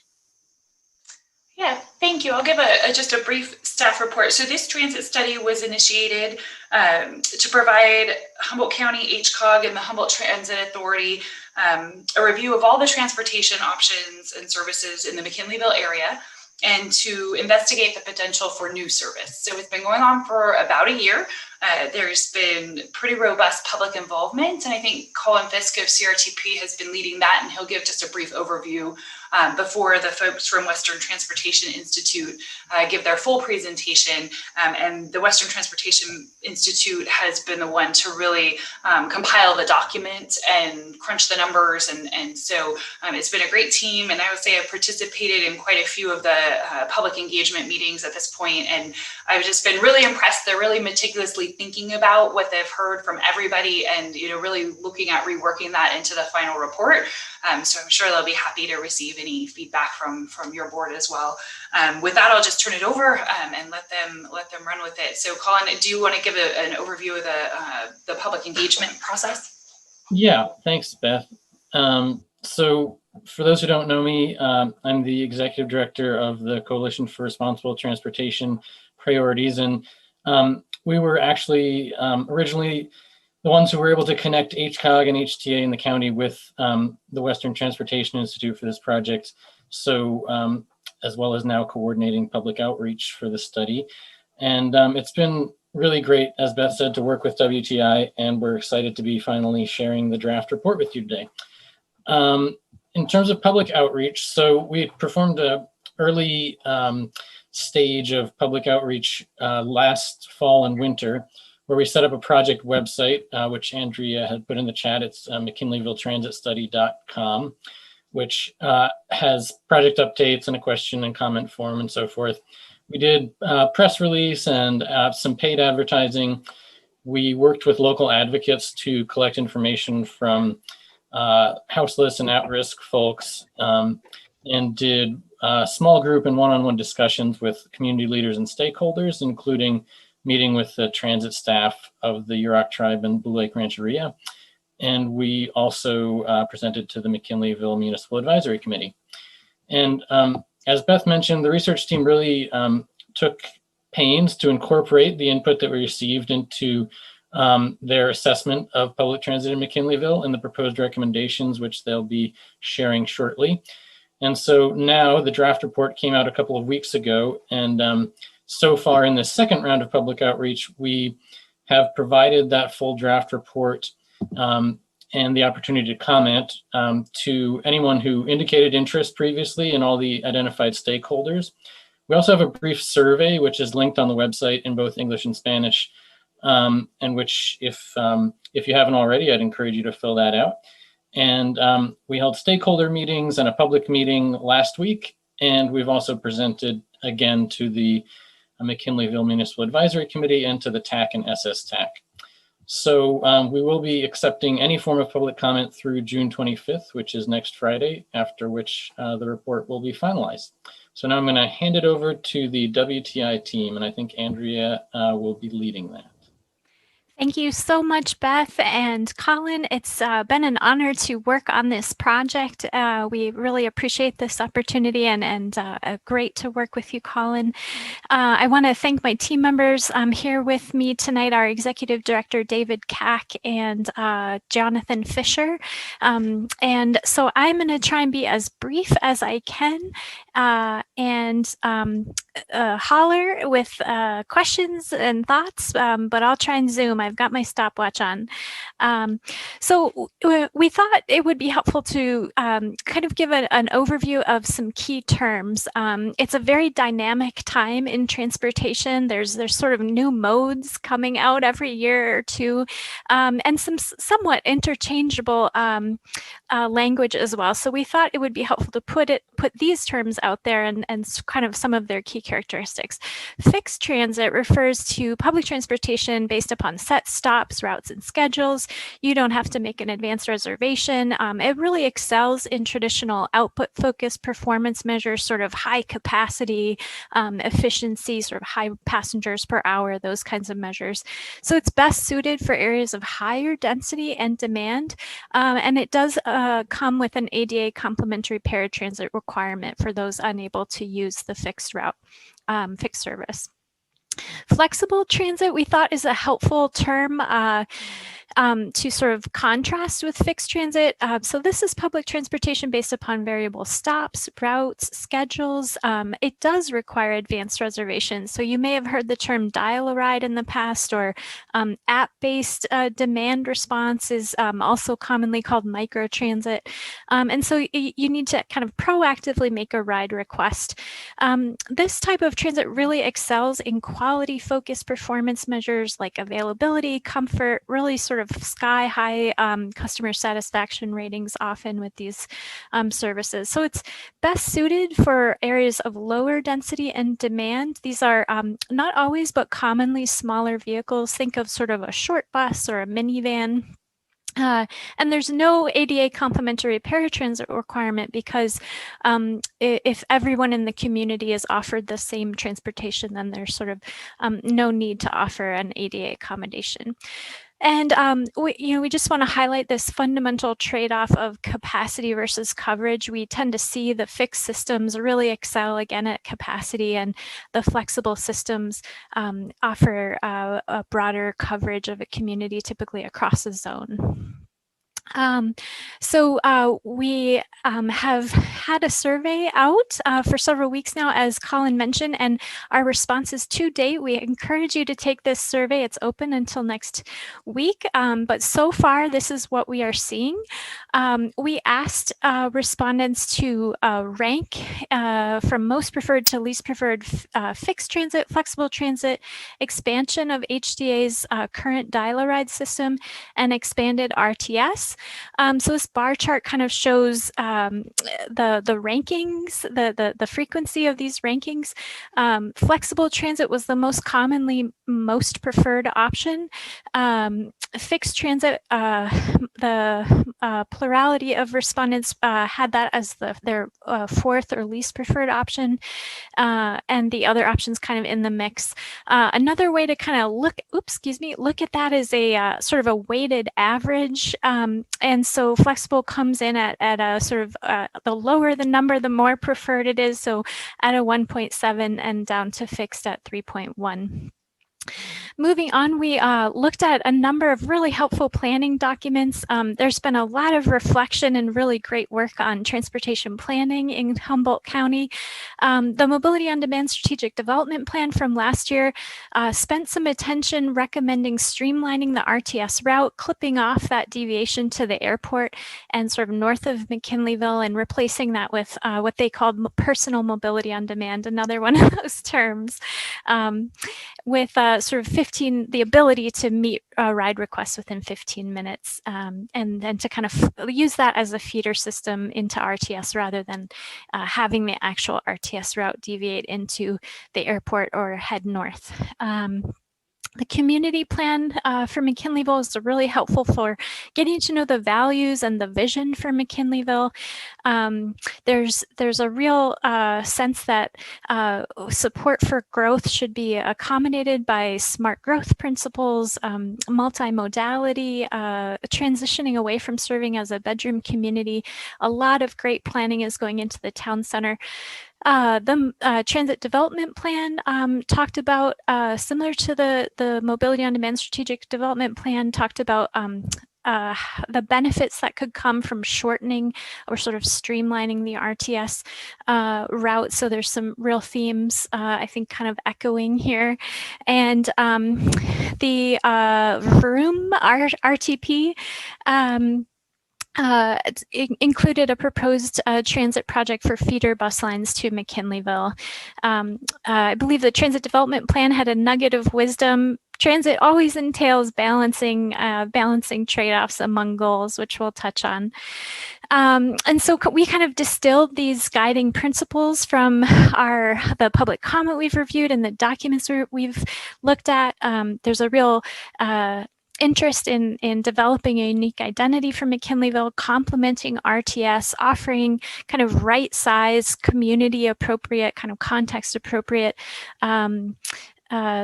transit, supporting smart growth, a refrain of interest in electrifying vehicles, as we heard with the grant that's being worked on, achieving high performance measures. And we talked about how there's sort of these traditional kind of output oriented performance measures.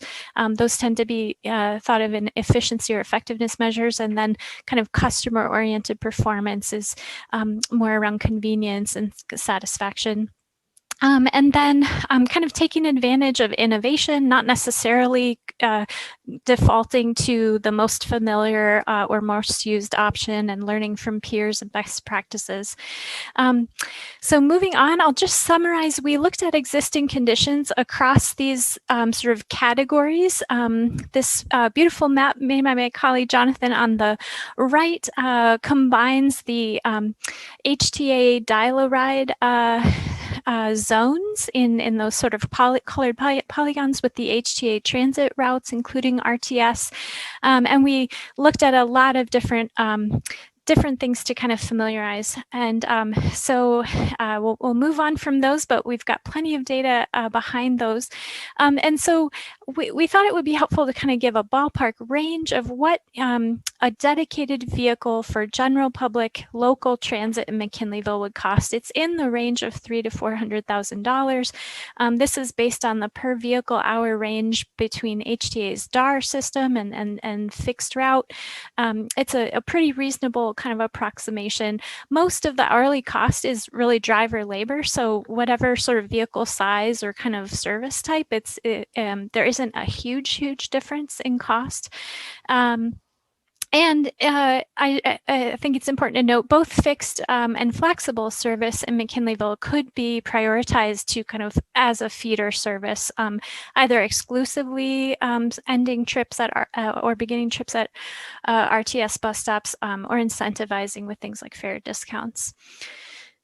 And so thinking back to those guiding principles, we tried to sort of qualitatively distill how those relate to fixed and flexible transit. Fixed transit really excels with being very visible in the community, so has that opportunity to sort of contribute to that unique sense of identity, complement our RTS, and perform sort of medium to high, as we call it, well on those kind of traditional performance measures around output. Flexible transit really excels in terms of convenience, access, also can complement RTS, and so we wanted to highlight that. So we recommend a pilot of a local service, fixed or flexible, and collect data to evaluate and adjust. Focus on feeder service to RTS. And then in terms of kind of connectivity between McKinleyville and other parts of the county, streamlining the route makes a lot of sense. We've heard about clipping off the kind of northern parts or the airport deviation. There's also a real opportunity to consider streamlining within McKinleyville. There's a sort of a horseshoe deviation off of Central Avenue, and eliminating that and keeping service along Central Avenue while replacing with local fixed or flexible could make a lot of sense. And just be sort of one more notch in increasing the RTS trunk line's efficiency. There's a real appetite for express runs. McKinleyville, Arcata to Eureka, we heard about College of Redwood parents who wanted their students to take it, and it would take an hour and a half each way and just wasn't feasible. So increasing frequencies could, and sort of all of these are kind of can be complementary or related. So when you kind of save money in one area with RTS, it could be funneled into improving service in other areas. Complementary investments could be in the form of carpool or van pool coordination and incentives. The sharing modes that are expanding, car sharing, bike sharing, scooter sharing, e-bike rebates could be a good fit for Humboldt County. We appreciate the real engaged active transportation community, and we like to think of contouring the investments to the problem you're trying to solve. So these different kind of complementary modes are more appropriate for local versus longer trips, and those who are able or interested in doing active travel or not, and they're not mutually exclusive. Next steps are to identify funding. There's federal and state local funds, select a service type, implement a pilot, and evaluate and adjust.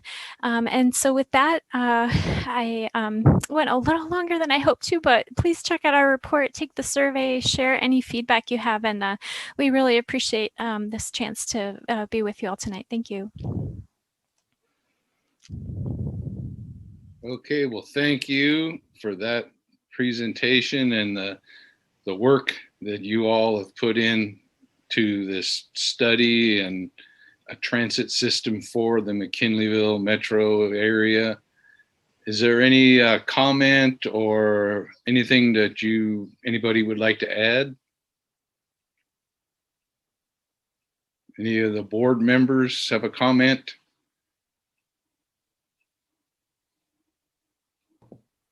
I would just say, oh, go ahead.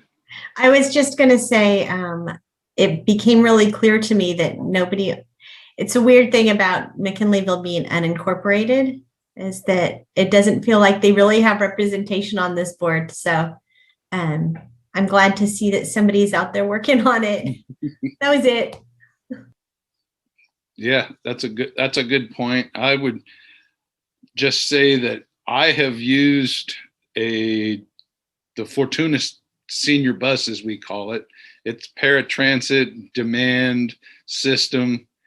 And when I need it, I find it's great. It's not a fixed route, so you don't have to go to Omaha to get 3 blocks away, as might happen sometimes.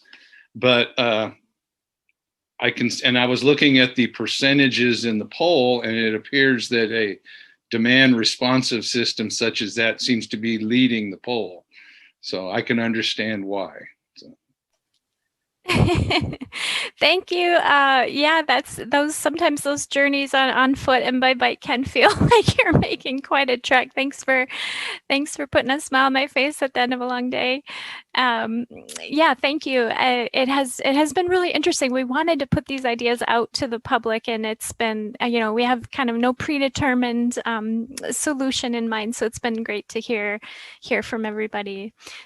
Thank you. Breda, I have a question. Do you work with the McKinleyville Services District on some of these issues? Because since they aren't an incorporated city out there, I think that's the closest that they have to a representative body. And I don't think we've ever discussed having anyone from the McKinleyville Services District be on our board. But I was just curious if you connect with the board when it comes to decisions such as this, or at least present to them. I can take that one, Andrea, if you want. Yeah.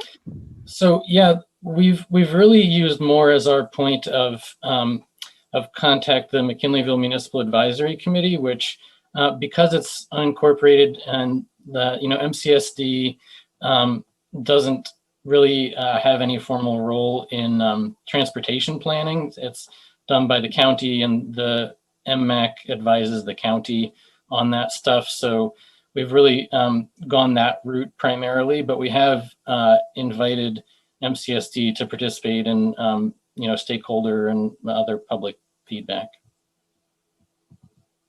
Thank you. Just curious. Thank you, Mayor Jones. Any other input for the draft here? Well, thank you. And again, thank you all for your work on this, and we appreciate it. And we'll look forward to the other slide deck too. I'll check that out. Sounds good. And thank you for bringing that up, Adeline, if I'm pronouncing your name right. Just that also impacts sort of the funding kind of stream of, McKinleyville being unincorporated. That's kind of relevant as well for sort of the avenue that this in its current status can go through. But yeah, thank you all so much. I will make sure I find the proper, Christy, I may follow up with you to share our full slide deck for those who want to see the footnotes. And we appreciate this opportunity and welcome your feedback. Thank you. Thank you. Before we enter into the next item of discussion of resuming in-person meetings, there was a public comment that came in that I overlooked pertaining to the Caltrans programming.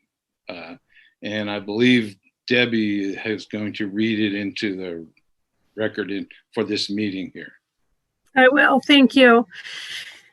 My comment are as follows. Caltrans has approved a project initiation document for an interchange on Highway 101 near Trinidad, for which the initiating agency was the Trinidad Rancheria, a tribal entity.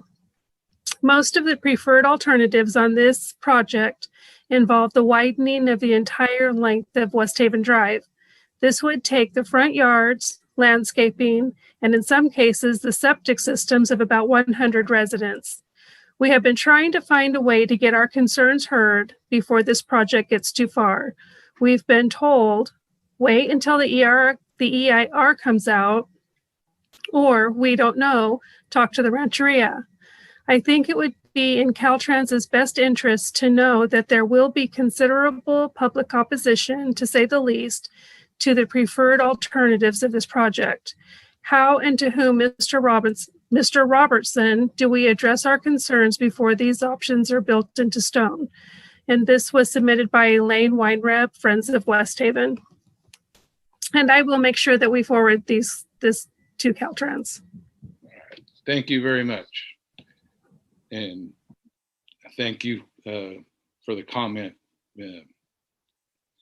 And at that point, we will now move to discussion of resuming in-person meetings. And I believe Executive Director Burks has this. There we go. Thanks everyone for hanging in for this long meeting this evening. There's been changes even since I wrote the staff report a week ago about the guidance for resuming in-person meetings. And so just today, we got word that the executive order that's allowed us to have remote meetings, specifically where board members can participate from various locations and not have those locations be accessible to the public, that is expiring on September 30th of this year. So we have until then to decide if we want to keep going this route that we've been virtual. But as of September 30th, we will need to resume in-person meetings. I spoke with the city clerk of Eureka today and found out that that they're updating the chambers and Eureka, and we would be able to basically have our whole board in the chambers and allow for both in-person and remote public comment, which would be allowed. But the board does need to be in the chambers, or you would need to follow the regular Brown Act specifications for what that means if you're outside of the chambers. So we have a couple months of limbo here, and we could resume in person any time. So with that, I just want to maybe leave it up to your board to discuss. I know you've probably been discussing this in your own jurisdictions, and I'd love to hear everybody's thoughts. Do we have any questions for? I was going to offer up that part of those improvements are better microphones in the Eureka chambers as well. So we've had some audio issues for a while. Maybe those have been taken care of. I have a question. Was there going to be an option to allow people to continue the PAC? I had a question whether or not the PAC members will be allowed to participate remotely via Zoom or other medium, or if in-person participation is going to become the norm again.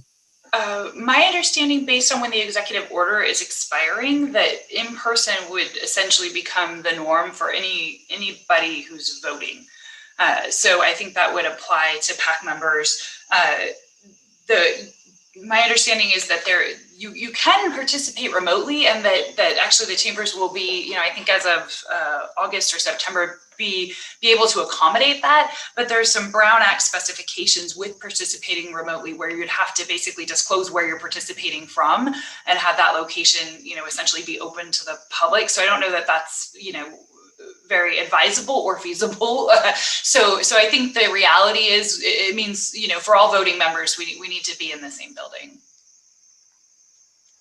I just want to say that the Blue Lake City Council at our last meeting tried a hybrid model, which was the council was in our chambers at City Hall, and then we had the capability of having people Zoom in. We have a screen that they were able to zoom in on. And we also had audio issues too, which I hope will be worked out. But a lot of our citizens really prefer sitting at home and zooming in rather than show up. I don't know, if they're uncomfortable with facing people face to face or exactly what it is, but we've had more participation at some meetings than we've ever had before COVID. So I can go either way. I really would like to be assured that all of our board members are fully vaccinated, since we're the ones that are going to be sitting the closest to one another in the chambers. there's quite a distance between us and the audience, and that there might be an opportunity for the audience to be separated enough so that it's safe. But I'd like to be assured that all of our members of our board are fully vaccinated. If I could respond to that through the chair. My understanding, Cal OSHA's vote today was that, for workplaces, which I think would extend to the board chambers in this situation, if you're fully vaccinated, you would not need to wear a mask. Unvaccinated individuals still need to be masked. And that goes for the public coming in as well as your board. However, it's an honor system. We're not, checking vaccine passports or anything like that. So it's really up to everybody. We can ask, but we can't require any kind of documentation. So I'm not sure, if everyone on the board was willing to share, that would be one option. But if anyone has reservations about sharing, we can't really pry in that fashion, just kind of be on their honor to wear a mask if they weren't vaccinated. Yes, understood.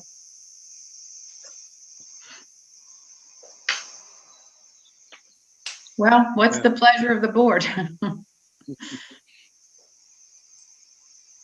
It's you guys come in from so far that this has probably been a delight for you to not have to do that drive. So I'm going to recuse myself because it's a block away from where I work. So, well, it is kind of nice not to have to drive. I usually have to figure a half an hour.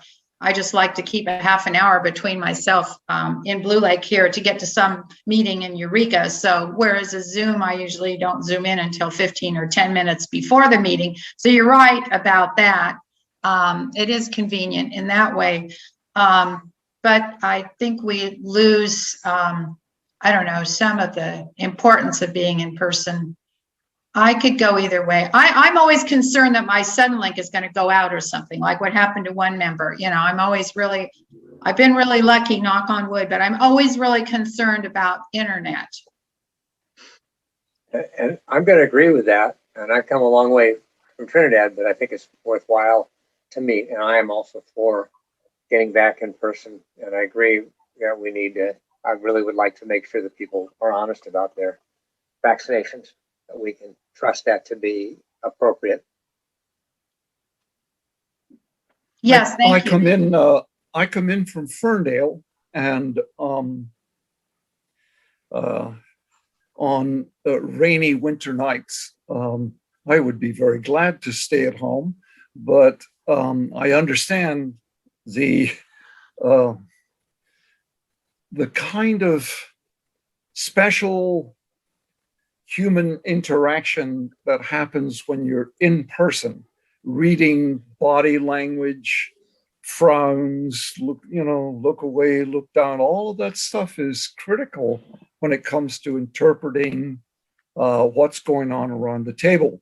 So I would be okay with the meeting in person, but like Mayor Jones, I really would like to know that my fellow board members, as responsible citizens, elected citizens, have been vaccinated. What's the downside of saying, I've been vaccinated? I don't see it. So we can be on an honor system, but I'd like the honor system to be, hey, we all agree that it's okay to say, I'm vaccinated. And now, if you're lying, we're going to find out. So I think it's a good idea.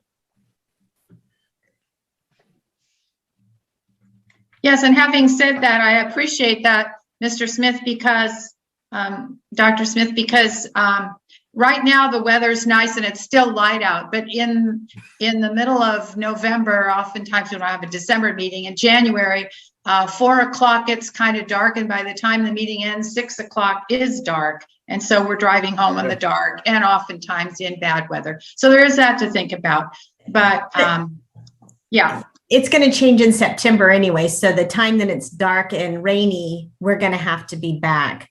I know. Although I am thinking if there's a particularly stormy day, we do have that opportunity to zoom in. You just have to know long enough that you could post on your front door that you're having a meeting. You guys can probably do it from your city hall. Like, I'm just going to do it from my office at the city hall in the respective towns. And then the posting is not as awkward as your house. We once had to have somebody do it on their hotel room and leave their hotel room door open, and everybody thought it was really weird, but rules. Well, if it's a stormy night, we might not have internet either. So, I mean, we had that happen where we had to cancel the meeting completely because there was no electricity. So we're starting back in July as in person. So July 1st was kind of the date that we picked. New fiscal year, new in-person meetings. So. Okay. Well, I'm another one of those that travels a ways. I don't know if I go as far as Mayor Jones, but I'm probably about the same distance as Council Member Smith. So I used to cross the bridge and go to his doctor's office too. So. But anyways, there is something to be said for in-person meetings and being able to discuss and that kind of thing, and not have to worry about whether your router's going to go bad and you have to go reboot it and all that. So that's a good thing. I'm another one of those that's been vaccinated, so it's not an issue for me one way or the other. But I understand if there's some people that don't quite know yet. I mean, I haven't had any problems, but we will have to cross that bridge when we come to it. So I don't know what the rest of the board, other members feel. I know Councilmember West, Mayor Seaman, Mayor Jones, Councilmember Smith, myself. I don't know if Mr. Robertson or Councilmember Johnson has anything to weigh in on. Any comment? Well, Mike, I'd like to say a few words. This is Gordon Johnson, Riadale, and I too travel a long ways, and I absolutely hate Zoom meetings.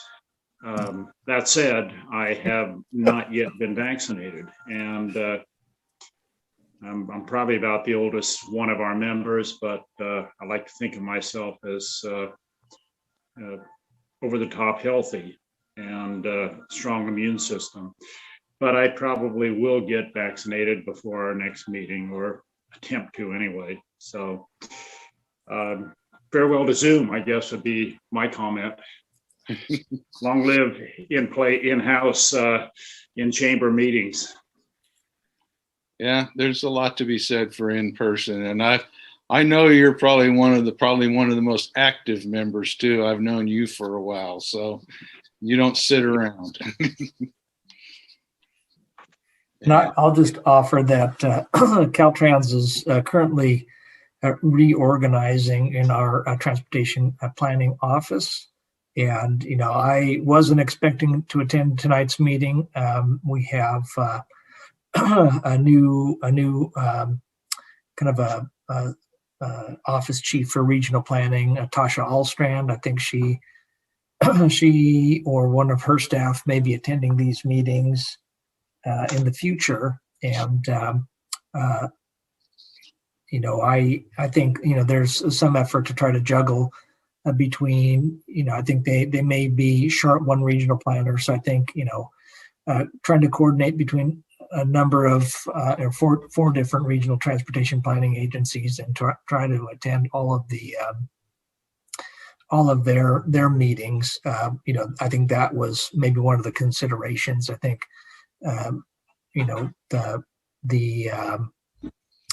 Zoom offered an opportunity to not have to travel to attend these meetings. And for Eureka, that may not be as big of a deal for Humboldt County, but but still the time commitment is there. I think Caltrans will end up going along with whatever the board here decides, and we'll figure out how we're going to do that. But at this point, there's a lot of things still in flux. So we apologize for that, and hope that you all just bear with us. But that being said, this could be the last meeting I attend for the foreseeable future, and I'd like to say that it's been a pleasure working with you all. So there may be opportunities. I'll still be within District 1 transportation planning, but my attention will be shifting to a different focus. But in any case, best wishes to everyone, and I'll let you all decide the fate of the in-person meetings here. Thank you. And I would like to say that I would appreciate the opportunity if on these really crummy meeting days that we do have, if we knew ahead of time via weather reports and such, the 72, I think it's 72 hours is what they need. Hey, I got no problem posting a sign on my door and putting a public notice at City Hall, or however we would have to do it. I can make it to City Hall a lot easier. City Hall Fortuna easier than City Hall Eureka during the bad weather. So there is that opportunity, I guess. Mayor Seaman, are you going to have a notice in front of your council chambers that either if you're vaccinated, you do not have to wear a mask, but if you are vaccinated, if you're vaccinated, you do not have to wear a mask. If you are not vaccinated, a mask is required, suggested. Are you doing anything like that? Well, yeah, we will. We're at one point somebody wanted to have a vaccine passport, but I thought it's too politically motivated to do it that way. So we have to go on the honor system. But yes, it will be there'll be signage in front of your doorway that'll kind of give those guidelines. Okay. And there's opportunities for people to not have to come in person either. So if you're not a council member, you could call in.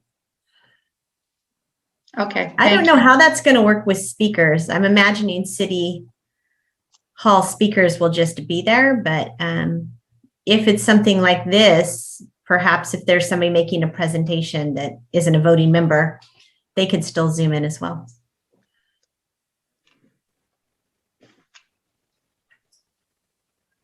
Any other comments, questions? Sounds like part of the decision has been taken out of our hands regardless. And I may study your format for our use down here. Do you want to watch Eureka do it a couple of times before we go back to a regular meeting and see if we have the equipment working? Because it very well could just be an S show the first time. You never know. We tried it. We tried something at one point where we were using Zoom and in person, and it was just a mess. This time we'll have the right equipment, but we have to learn how to use it. So we have done that in a workshop format at the park, in the picnic grounds, where we could have a meeting and socially distance. It was for our appointing the members of different committees and boards after the election, that kind of thing. And it worked 65% of the time, because there were people that made public comment and called in for different things. And it was an honest effort.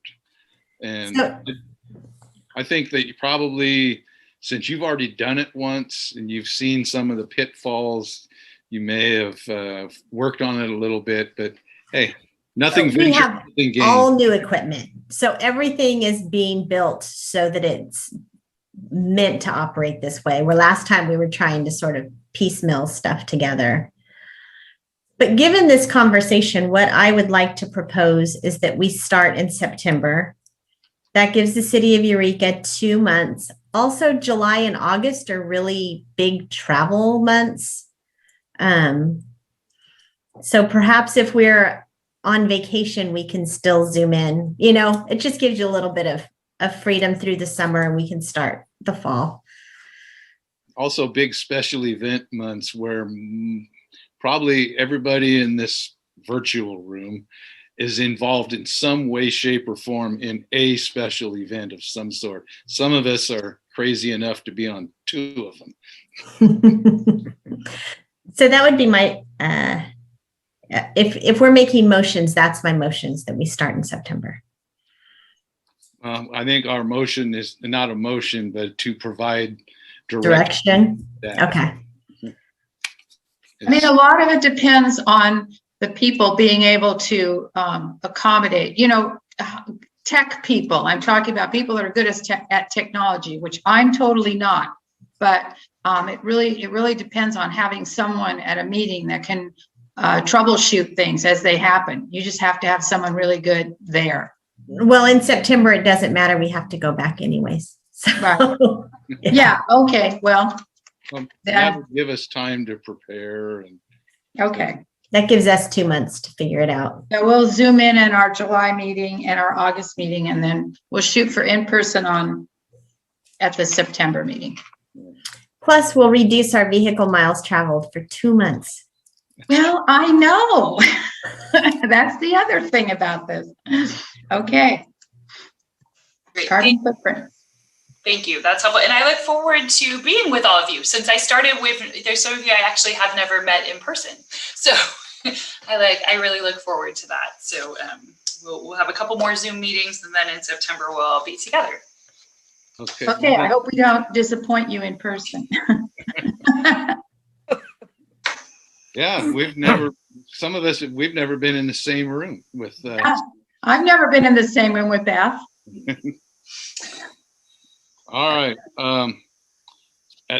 Earlier, Supervisor Bass had to leave for another meeting, but at this time we will entertain a motion to adjourn as the PAC, reconvene as the HCOG board, and at the same time approve the PAC recommendations.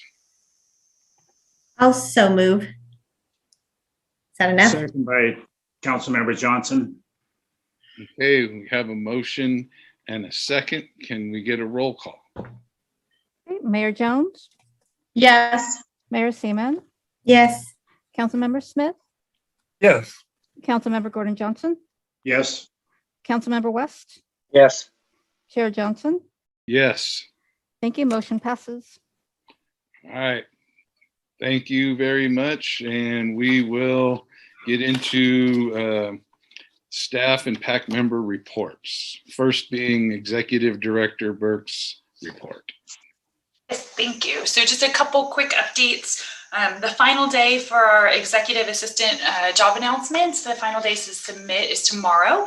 So we're looking forward to seeing the applications we get, but there is still 1 day left. If you are you have anybody you're encouraging for the position, please encourage them to get their applications in. And then also just that we're launching our public outreach for the RTP update. We're kind of doing it through these meetings, but we have a really exciting summer planned where we're doing pop-ups at different events throughout the county, including some food distribution locations, certain farmers markets. I think we'll be at Annie and Mary Days, if I'm not mistaken. So in the early next week, a press release will go out for that, and we'll get a special landing page on our website specific to the RTP update and kind of let people know where we'll be at throughout the summer. We're expecting a large community meeting in the fall, and we've been kind of hedging on that just to see where everything would go with a sort of in-person virtual. So we've just kind of left that open, but we do expect, kind of once we've got the whole document approved for public release, to have a community meeting meeting and talk about it in that forum. But in the meantime, we're doing these pop-ups where we kind of show up and just engage with the public where they're at about what they want to talk about related to transportation. Actually, the first one we did was today in Henderson Center. We had our partner on this, RCAA, there to help, and Stevie from our team went, and I just went to stop by as if I was a public person, and it was great fun, and we actually got a ton of feedback. So it was really exciting. I think people are maybe excited to talk after all this time of being cooped up. So I think we have a really exciting summer to look forward to, where people are going to be, thrilled to share their opinions with us, which will be beneficial for our update. So I just want to keep you on the loop in that. And like I said, we got a press release coming out next week. And then the final thing I just wanted to mention, Jesse already talked about it, but this is his last meeting with us.